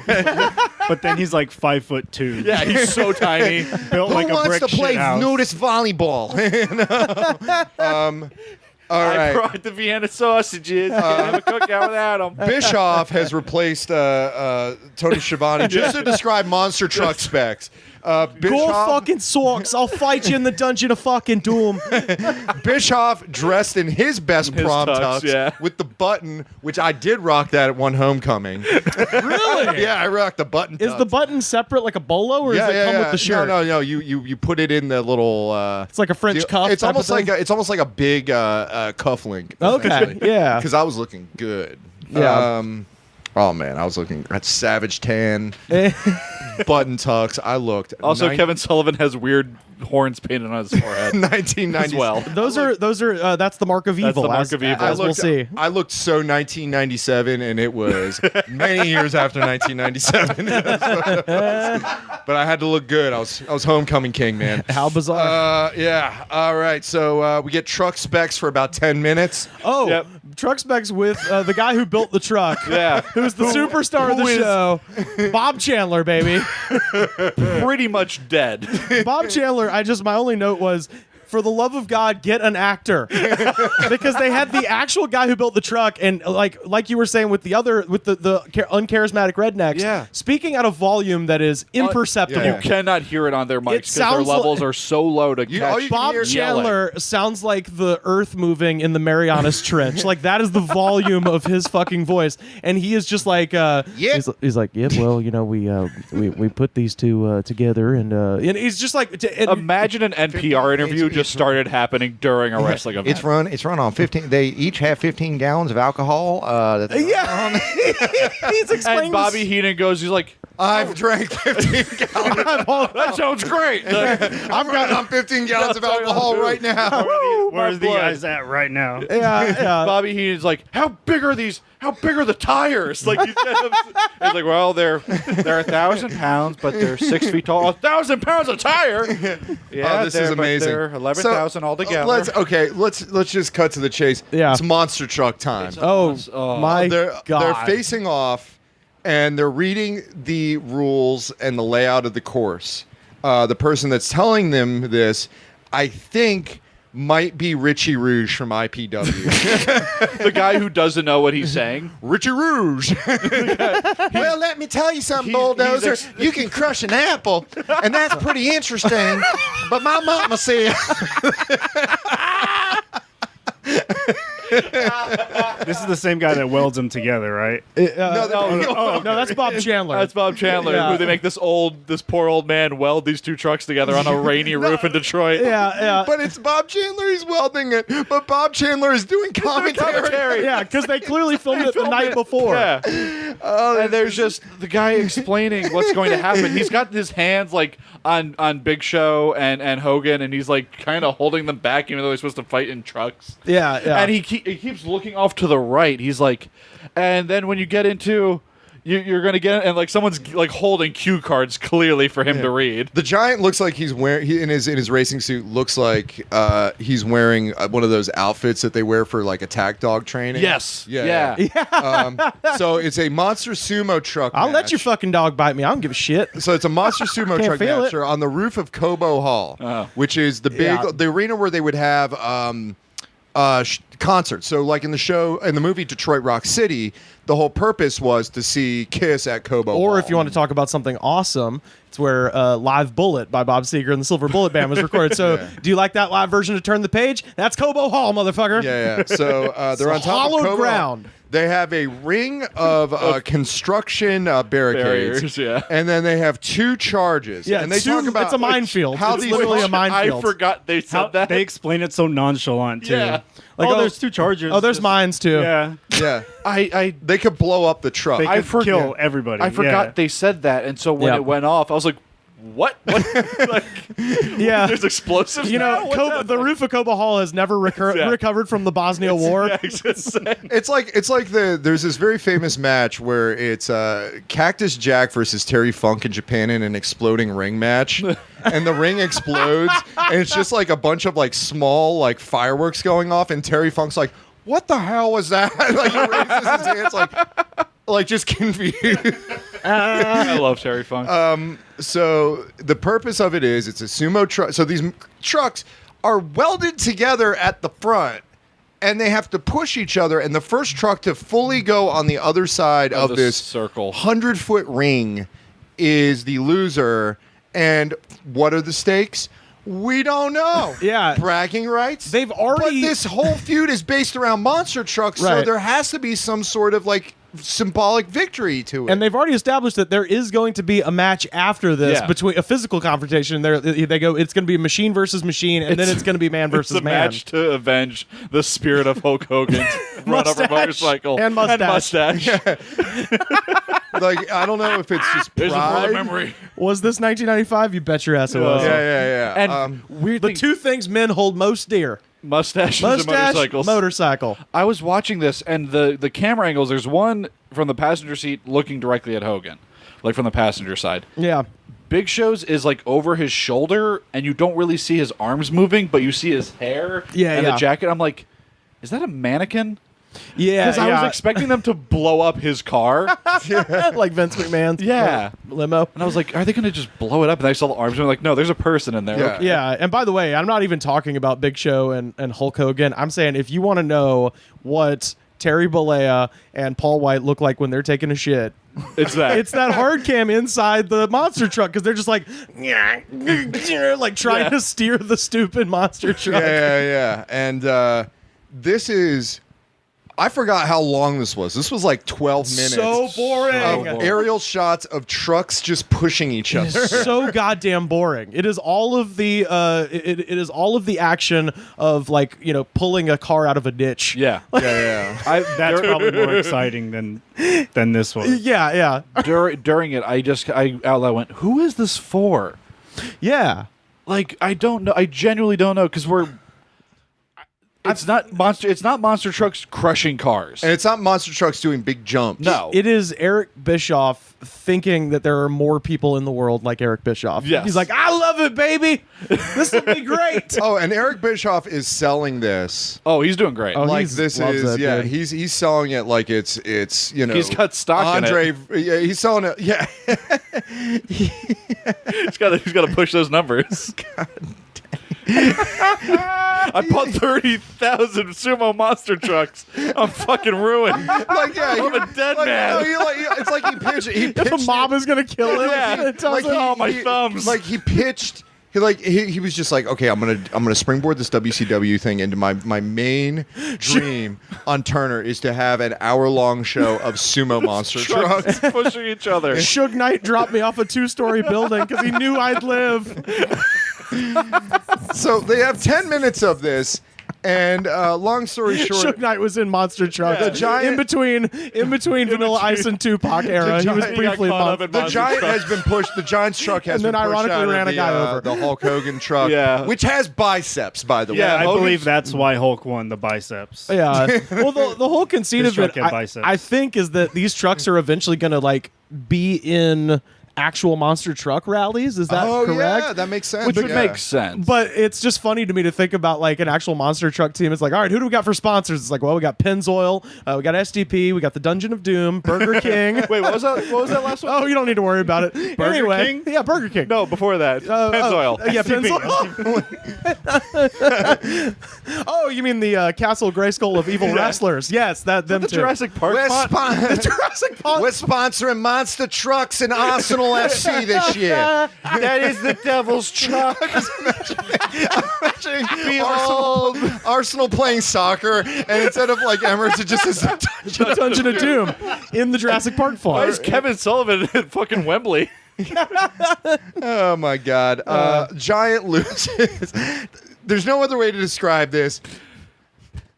Hulk Hogan murders the Giant. Yeah. He pushes him off Cobo Hall. So Giant grabs him because he's furious that he lost, so he stomps at him at his racing jacket, puts him on the side of Cobo Hall, is shaking him, like holding him by the throat like he's about to break his neck for the 5th fucking time in this storyline. Yeah. And then Hogan, like double, like axe handle, hits him in the stomach and slides down, and Giant gives the worst sell of a person falling backwards ever. Like it's like a high school drama. Like, like arms waving. Like rocks back and forth, and then finally goes. And then Hogan's reaction to Big Show falling. Oh no! Somebody help! Somebody help!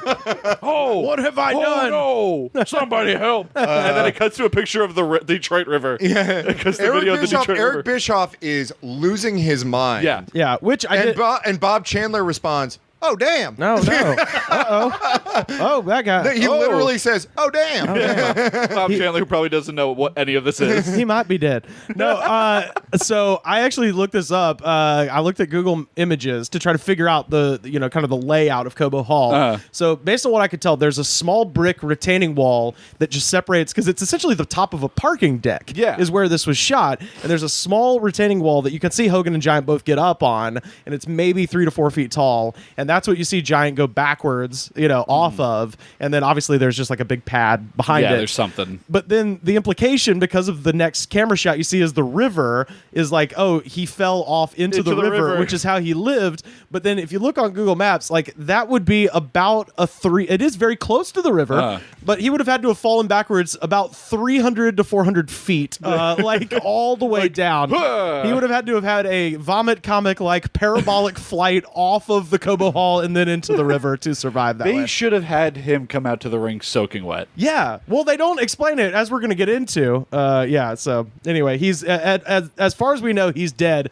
And at this point, Bobby Heenan, who's been going down for quite some time, has his second win and comes back to life. Yeah. And he's going to get to the bottom of shit because he's an investigative journalist. And at one point, he's just like, I can't be here. He disappears for 30 seconds and comes back. And realizes presumably he either poured himself another drink, took another nip off of a flask, he hit or a he just shot. went to the bathroom. Yeah. he gets so angry. He's like, somebody could be dead. I can't stay here. I'm getting to the bottom of it. Gets up, walks off. 30 seconds later, I can't get outside. There's 500 people out there. I can't. What do you want from me? He probably 500 people pouring vodka down my throat. Pouring Crown Royal down my throat. 15 gallons of alcohol. Bob, pass me the Chandler. Get in. Pass me the fuel tank. 500 milliliters of Crown Royal out there. I can't get past. Heenan just steps off screen and just starts drinking out of the fuel tank of a monster truck and then just gets back behind the thing. Oh, man. No, he probably did the thing that I do at brunch when, you drink too many Bloody Marys, then you stand up, and you're like, oh, never mind. No, and at this point, Bobby the Brain Heenan is 3 buttons down on his tuxedo shirt. Hey, man. That was it was getting hot in there. That was a just tell me I don't have to stay in this room moment for like Bobby Heenan. So Lex Luger. Oh, real quick, I had a discussion point. Is Bobby Heenan the most functional alcoholic in history? Ooh. He's pretty good. Pretty good. I mean, you got people in the running like Keith Richards, for Keith sure. Richards. There are some musicians up there. For someone who had to constantly be on TV at least once a week. Right, and had to talk. Keith Richards just had to play guitar. Yeah. And as they say in the music world, if you do it wrong enough times, it becomes a style. All right. Yeah. But Heenan had to talk, and that shit ain't easy. All right. So we have the next match. Lex Luger versus the Macho Man Randy Savage. Snooze fest. Snooze fest. Terrible. There was they close up. They do a close up on the same Lex Luger sign that was in closed up. There was a close up of in the previous match, so presumably there was only one sign for Lex Luger. Did it just say Lex is Luger?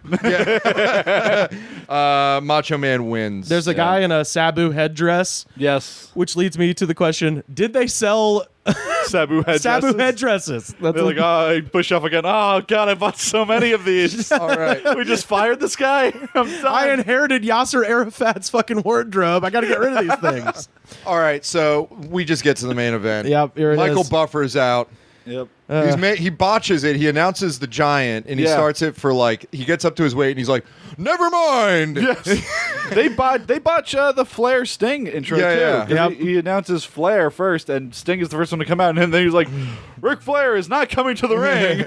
And Heenan says this is going to be on the front page of every newspaper in the world, also known as Hulk Hogan is a murderer, is the headline of Hulk that. Hogan murders the son of the man he also killed. Yeah, by body slamming him, and then he died 8 years later at the Pontiac Silverdome, dude, in front of 455,000 people. Buffer announces Hulk Hogan, most notably as the King of Hulkamania and the man known as the Hulkster. Hulk Hogan comes out a little bit troubled, but not totally troubled. Wearing himself on his shirt. Which is great, by the way. Wearing two shirts. Wearing two shirts, which is He's greatest. wearing a shirt, rips off his shirt. There's a rash guard underneath. An identical shirt almost underneath. He gets his microphone, does his mea culpa. Says that it was an accident, dude. What happened shouldn't have happened, brother. And but that man's dead. Yeah. And then in the middle of his mea culpa, the Giant comes out. Oh, but before that, Bobby Heenan's battery officially dies, and he goes, I hope he throws you like a wolf. That's it. That's the quote. The Giant is fine. The Giant comes out, not wet. Not wet. He should have been soaking wet. Yeah, the Taskmaster is holding his hand the entire time. Like it's a child getting walked to school. By the way, Pat, how did Bill Apter's magazine surmise that Big Show survived the fall? Well, no, they had a lot of theories in Pro Wrestling Illustrated. One of them is that he hit a series of strategically placed awnings. He Temple of Doomed his way in. Hulk Hogan landed in a big fruit cart. Oh, thank God. Or the Rikishi thing. Could have landed in a big inexplicable truck of sawdust. Hulk Hogan takes off his do-rag to reveal the mark of the beast, baby. His Taskmaster evil face paint. Yeah. And his bald eagle mullet. Yeah, dude. Shiny. His platinum blonde. Like fringe. His hair looks like the bottom of like curtains. Yeah. Basically. It looks like old rich people curtains. Like the bottom of a tablecloth. Yeah. Hogan's hair makes his head look like a pillow that a royal dog sits on. It is just it looks like an ottoman. It's a little ottoman for a tiny little Shih Tzu to be carried to the Chinese emperor. Now, the thing about this is that if you've watched wrestling at all, you know how this match ends. Yeah. But you know it's coming. Yeah. You know it's coming. Oh, boy. But it's in the back of your mind, but you just watch it. It's the gold medal of WrestleCrap. Oh my God. Yeah. So it's the Big Show's first match. Yeah. He's not bad. No. He's not bad at all. And I mean, like when you watch it, you're like, I think when he got in the ring and like chased after Hogan, like this dude's 7 foot whatever. He's so athletic. Yeah. Especially like this was young fucking. He Big was built Show like giant. Shaq, basically. Yeah. It looked like if Shaq Attack was, it was like built the same exact way. He's trim, like he's 7'4", and then Brain not 7 foot, and then Brain as Bobby Heenan would say 7'4", and that's something I have that written down. 7'6". Like they said the Yeti was 7'4" 5'10". Brain goes at one point, he's 150, 60, 80 pounds bigger than Hogan. Which is about which is like 1,506,000. Which is also Pat and I's gimmick when it comes to the wrestling, pro wrestling turkey championship belt. We're like, it's the 180 pounds of gold. This match 190 pounds this of gold. 500 pounds This of match gold. is a typical Hulk Hogan match. Yeah. Yep. There's the back rakes. He's got his driving gloves So it's on. funny because the Big Show gives Hogan the back rake, but Hogan is wearing a rash guard, but he sells it anyway. Yeah. Hogan gives the Giant the back rake twice, but he's wearing full-length gloves. Yep. Giant sells it. So this is the tenor of A lot match of we're chops looking at. happening. A lot of club rim blows. Hogan kicks out of the choke slam. Bunch of choke slams, right? Just one, Oh, is it and he just the hulks one? up. There's 3 bear hugs. Oh, that's what it is. It's a bunch of bear hugs. Bear hugs. And then there's the third bear hug where everything goes into a death spiral. So basically what happens is Hogan gives the big boot, the body slam, you work to the body slam. That big boot. You don't body slam the first time. Yeah. Good on Big Show for selling that boot because Hogan fucking misses that boot so hard. You're like, oof. That's and Big storyline Show was 101, like, though. You "Oh." don't do the body slam the first match. Yeah. Especially if you're not going to win. Yeah. Right.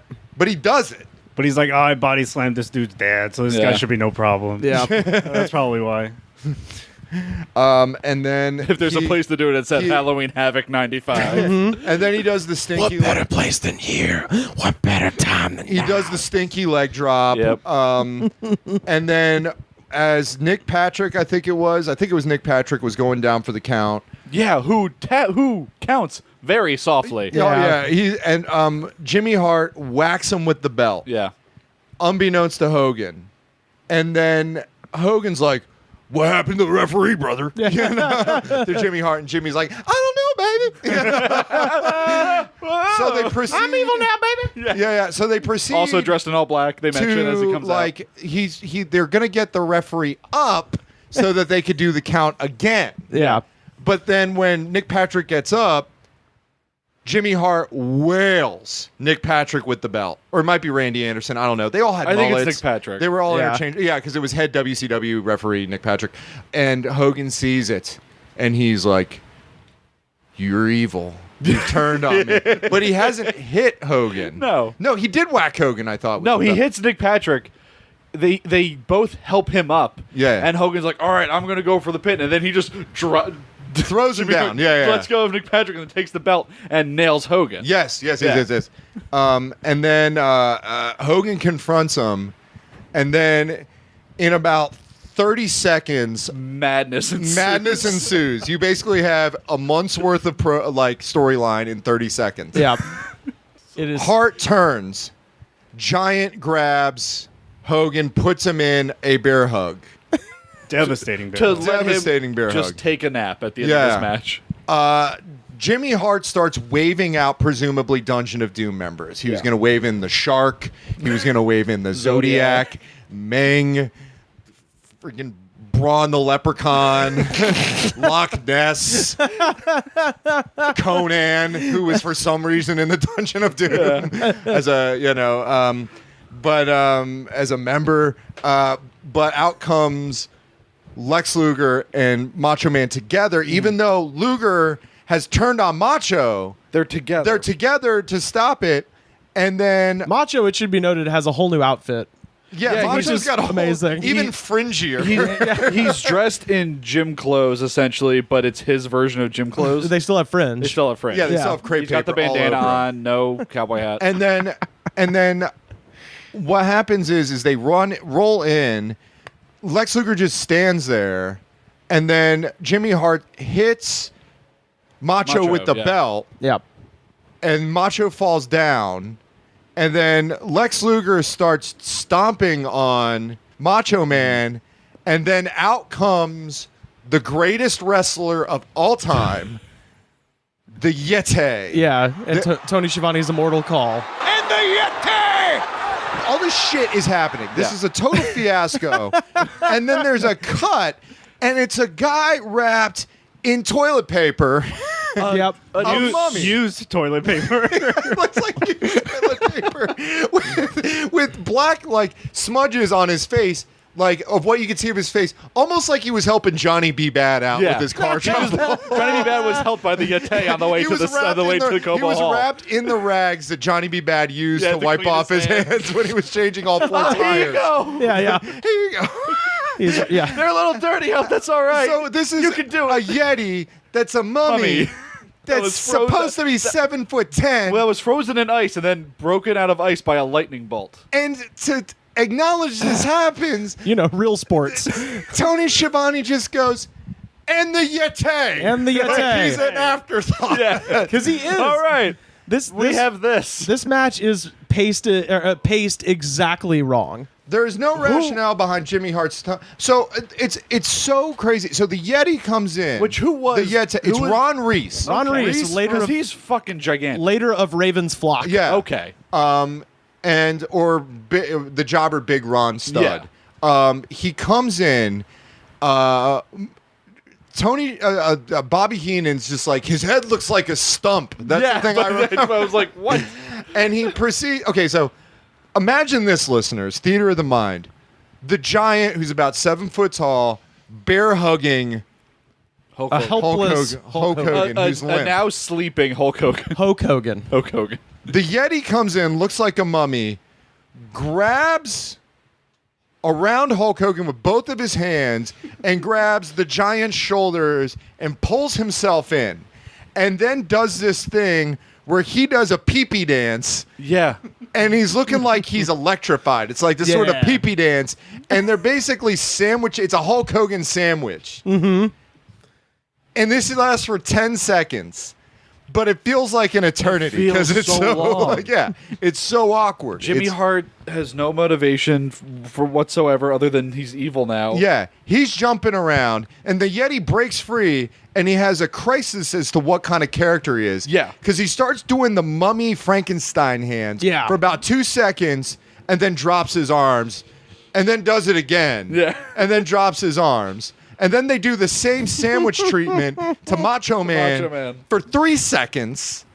And then the Yeti starts like raising his fists, but then realize he's not a man. Yeah. He's a mummy, but is also a Yeti.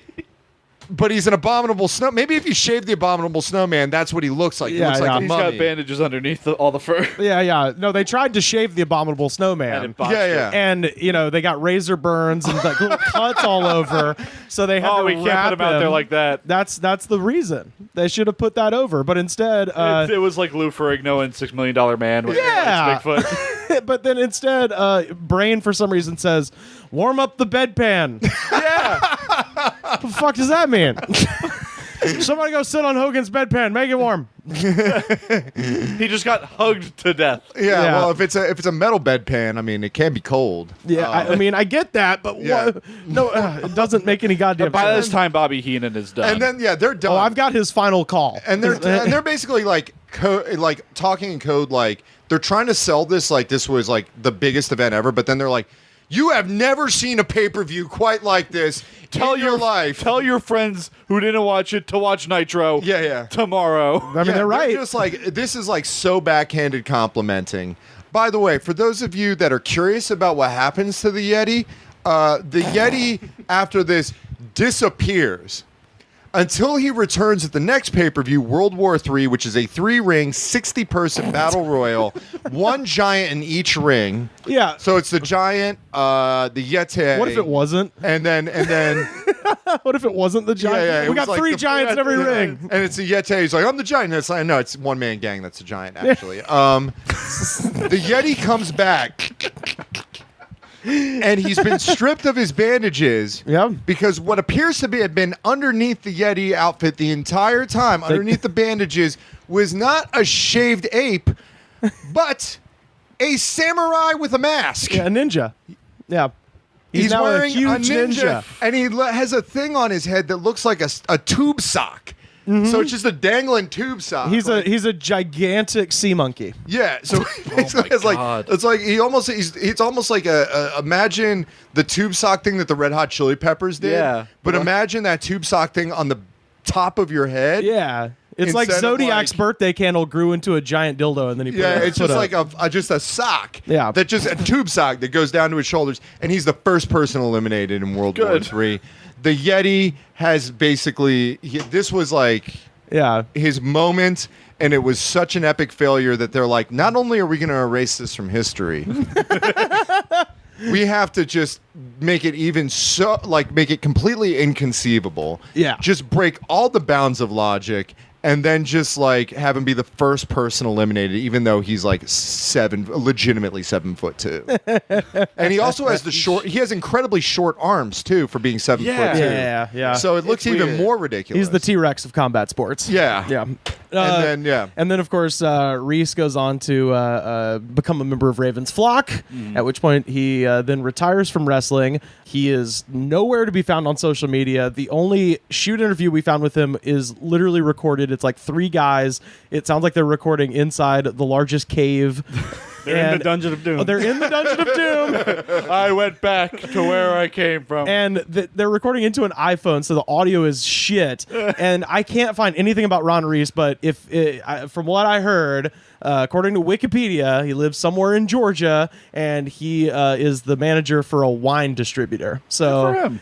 Good for him. It sounds like he's got a happy life. But if you're out there, Ron Reese, we want to talk to you because you're getting inducted in the Goods from the Woods Hall of Fame, buddy. I have so many questions about how long it took to put on all of those bandages. Yeah, same here. What idea was it? Because it's like it's a Yeti, but it's a mummy. It's clearly a mummy. No, I know what happened. The Yeti, the suit that they ordered not show up at got time. stuck in Indonesia. Yeah. And it just was sitting on a runway somewhere in Kuala Lumpur. Sullivan! The costume for the insurance policy!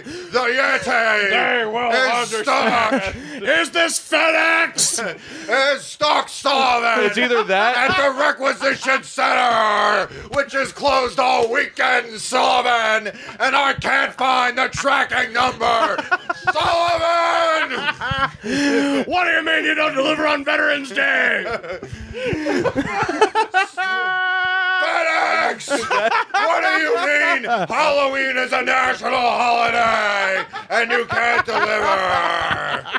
It's not! It's either that or Ron Reese put it on, tried to work out in it, and almost passed out from heat exhaustion from an actual gorilla suit. It was like, no, we need something else. But he's not doing anything. No, he's hugging. He hugs Hulk Hogan and Big Show at once. He's a big hot man, you know. We be sweating as a sweater. I understand.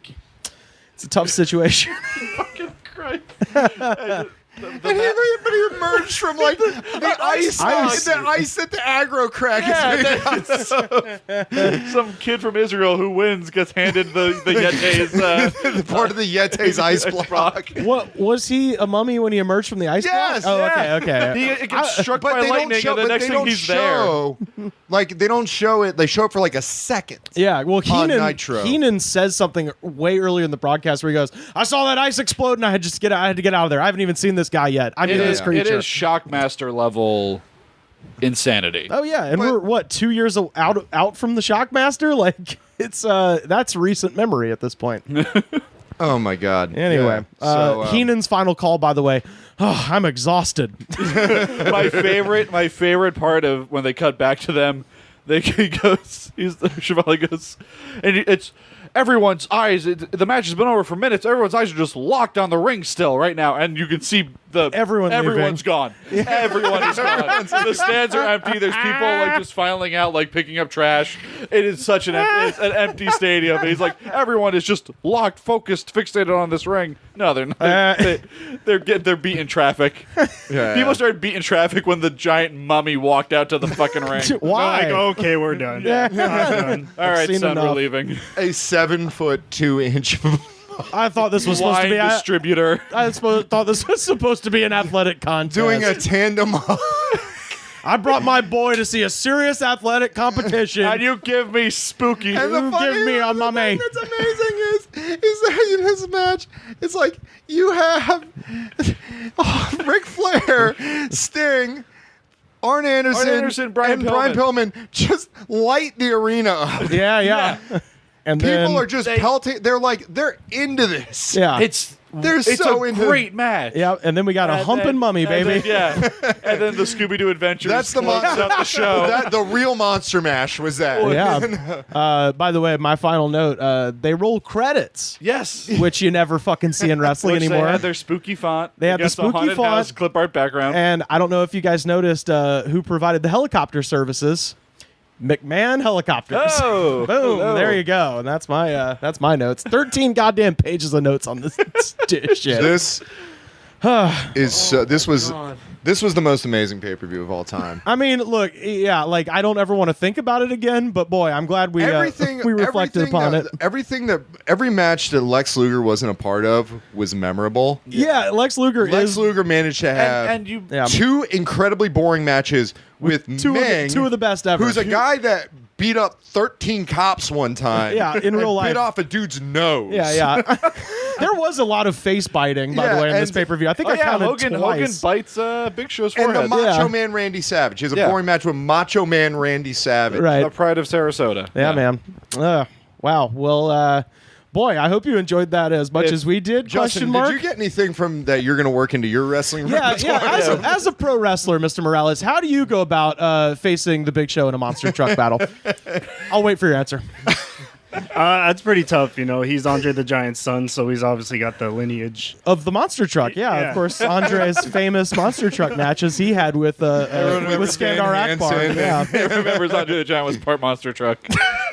He was a transformer. Yeah, and his son has that power now, as we saw by the shitty graphics. Yeah, I mean, it's all those great monster truck matches that Andre the Giant had with Killer Khan and Gorilla Monsoon. Oh, we miss you every day, Andre. But yeah, oh man. Yeah, Lex Luger, completely uninspiring person to watch wrestle. And then on that undercard that you did not see, conspicuous by their absence, Eddie Guerrero, Dean Malenko, Harlem Heat, Benoit, Disco Inferno. Probably the Steiner brothers were under contract. Mr. Wonderful. Paul Orndorff. Beautiful Bobby Eaton. There was a lot of good people in the dark matches. So, yeah, anyway. But yeah, this pay-per-view, it is available on the WWE Network. Hopefully you guys all watched it before you listen to this. But if you haven't, do yourself a favor, pop it on, man. It's fantastic. You're gonna be yelling at your TV. Bobby Heenan's just blatant sexism towards Kimberly is still the most shocking thing. I think. Yeah. You're just like, Jesus Christ. You know, it feels like it's coming from a real personal place. Oh, for sure. Yeah. I'm just like, oh my God, dude, relax. Yeah, they probably don't play this pay-per-view on the live channel, live stream on the WWE Network. Oh, definitely not. Yeah. Definitely not. Unless it's, part of top 10 dumbest things ever. And then it's, not the brain's finest hour of that pay-per-view. No, but you know what? Kudos. I mean, like I said, high-functioning alcoholic. High-functioning. The line of still, you better touch that seat for the last time than super glue it to a chair, Hogan. Is still... It's like... That's a Captain Beefheart lyric right there. Bobby Heenan had a stroke in the middle of a sentence and he just kept going. Oh, man. But imagine if the Yeti worked. Imagine if it worked and they would just get more and more monsters out there, like they would have a Cthulhu wrestler or something, like a giant octopus wrestler. There comes a Wolfman. Yeah. If you want to see giant monsters, come to Wrestling Pro Wrestling. Yeah. There you go. That's a fucking segue, my friend. Justin, tell us about Wrestling Pro Wrestling. Tell us about all the stuff that you got going on. One of the most entertaining pro wrestlers in Southern California. And thanks again for doing the show, man. Tell us what you got going on, friend. Oh, man, it was awesome to be here. Wrestling Pro Wrestling, founded by Brian Kendrick. We run shows once a month. We are now at the Burbank Moose Lodge. Yeah. I don't know the exact date. We're going to have Turkey Mania, which is our biggest show of the year. Yeah, that's right. Turkey Mania 3, Turkey Harder. Uh-huh. And we just got a lot of wild characters. Like, if you enjoy the Yeti... Yeah, this is... Imagine the Yeti just had... the mummy sat there up all night and created his own promotion. It's kind of what WPW is. Yeah, we've got Nessie Jr. Yep. We've got... Daughter of the Loch Ness Monster. Yeah, we got Sam Squatch, daughter of the Sasquatch. We've got the two-man gang. Yep. We've got great Rubber characters. Baby Leather Daddy. Yep. And then we also got some wrestlers too. But that's the best part of it is you come here and everyone I know who I've convinced a lot of friends to come to the show. I'm just like, listen, I'll show them a few pictures. I'll show them Ricotta Flair just to like, sort of, get them interested. And then they come there and like everyone's face when they see me after we do the commentary gig, their eyes are as wide as saucers and they're like, I don't know what I just saw, but it was fucking amazing. We always open the show so randomly. There's a skit or just something, two random monsters wrestling, and then it's Tyler Bateman and Eric Watts. Just having a super dope match. Or like or Delilah Doom, or Peter Avalon, Ruby Reyes, who's amazing. And then here comes Sam Squatch and Uncle Gary Tickles. It's I always the way I've been pitching to people, I'm like, it's great wrestling with like just the weirdest shit you've ever seen, like peppered in there. And sometimes it'll be, I mean, almost my favorite thing is where, like, for instance, Eric Watts had the qualifying match where he had to fight Chow Mein Charlie, who was a giant box of Chinese food, and he gave him the big boot and immediately won the match, and he was just like, why am I fighting food? And shit like that is outstanding. So yeah, definitely check out WPW. And do you have any other plugs, man? Twitter, Instagram? Yeah, my Twitter and Instagram at Big Dog Justin, 2 G's on the dog. Hell yeah. In the tradition of Swamp and some Snoop. stuff coming up. I'm not sure what I can give out, but okay.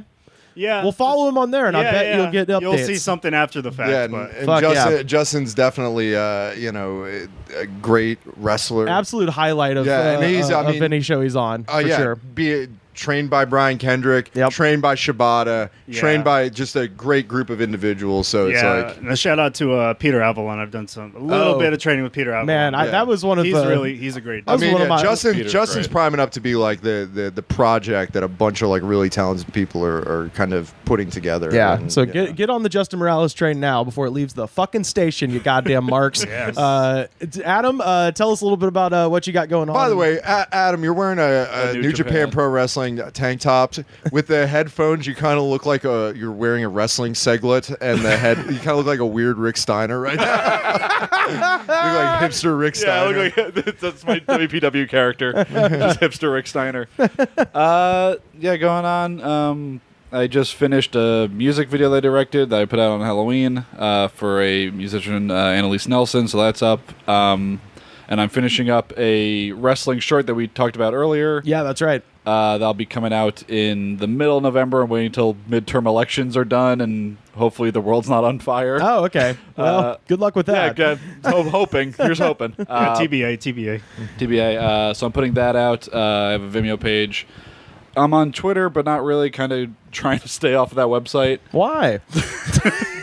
Because Brian Pillman Jr. told Brian Pillman Jr. called me an idiot on set. Fuck that dude. Sorry about your dad. At ATOM_MURAY on both Twitter and Instagram. Follow me there, and I post whatever projects I have coming out. Any short films or anything like that. Yeah, and if you want a primer into the world of Adam Murray, check out the sketch that you could see me fucking a horse. With Rivers fucking a horse. Yeah. So we talked about it last time I was on, but there's old sketch called Nebulas that I shot years ago. Yep. Where Rivers plays a station head who was caught fucking a character's wife, and then was made into a constellation of him fucking a horse, missionary style. We make the best movies here in Hollywood, It's really great. Can't wait to show my kids when they somehow find that in a decade or two. We're like, what's this? Oh, right. Oh, man. Well, yeah, be sure to check out Adam online. Be sure to check out Justin Morales online. You can find us on Facebook, facebook.com/thegoodspod. We're on Twitter @thegoodspod. Every episode ever, youtube.com/thegoodspod. Buy a shirt! ProWrestlingTees.com/thegoodspod. It'll make you look skinny on TV. Where should the folks go when they get to iTunes? Well, they should rate, review, and subscribe. Obviously, buy a shirt. Shout out to Nick Jones, by the way, up there in Massachusetts. Bought a shirt this week. So absolutely, you're looking good, my friend. And it shows the attitude of gratitude. And if you don't have the attitude of gratitude, Daddy, the Yeti will fuck you. Here's Quentin Quisp with the Way Out Mummy. We'll see you next week. Well, I was walking one night past the old museum when I saw a sight that made me flip my beat. A big white thing came walking through the door, and when I saw what it was, I let out a roar. It was a rather large mummy with a rather large tummy, yes. I mean, a way out mummy, really, with a way out tummy, oh yes. Well, it was rocking, it was rolling, it was a real crazy spook. A long lost cousin to King Farouk was singing.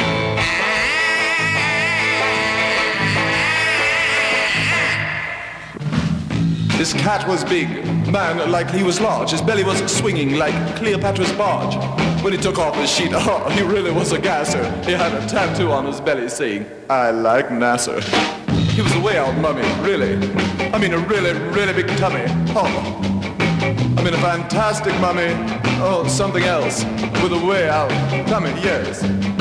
Well, he was rocking and he was rolling, a real stupid spook. A long lost cousin to King Farouk was singing. Ha ha, ha ha ha ha, ha ha ha. Oh well, the sun came up, so I started to race. I had to get back to my mummy case. I never returned to this very day, but perhaps if you go by that museum, you might hear him say, I'm away out the mummy, with a swinging dummy. Yeah, I'm in the way out the mummy. Ooh. I'm in a swinging dummy. Yeah, blah blah blah. Well, I'm rocking and I'm rolling. I'm a real crazy spook. I'm a long lost cousin who keeps Farouk singing.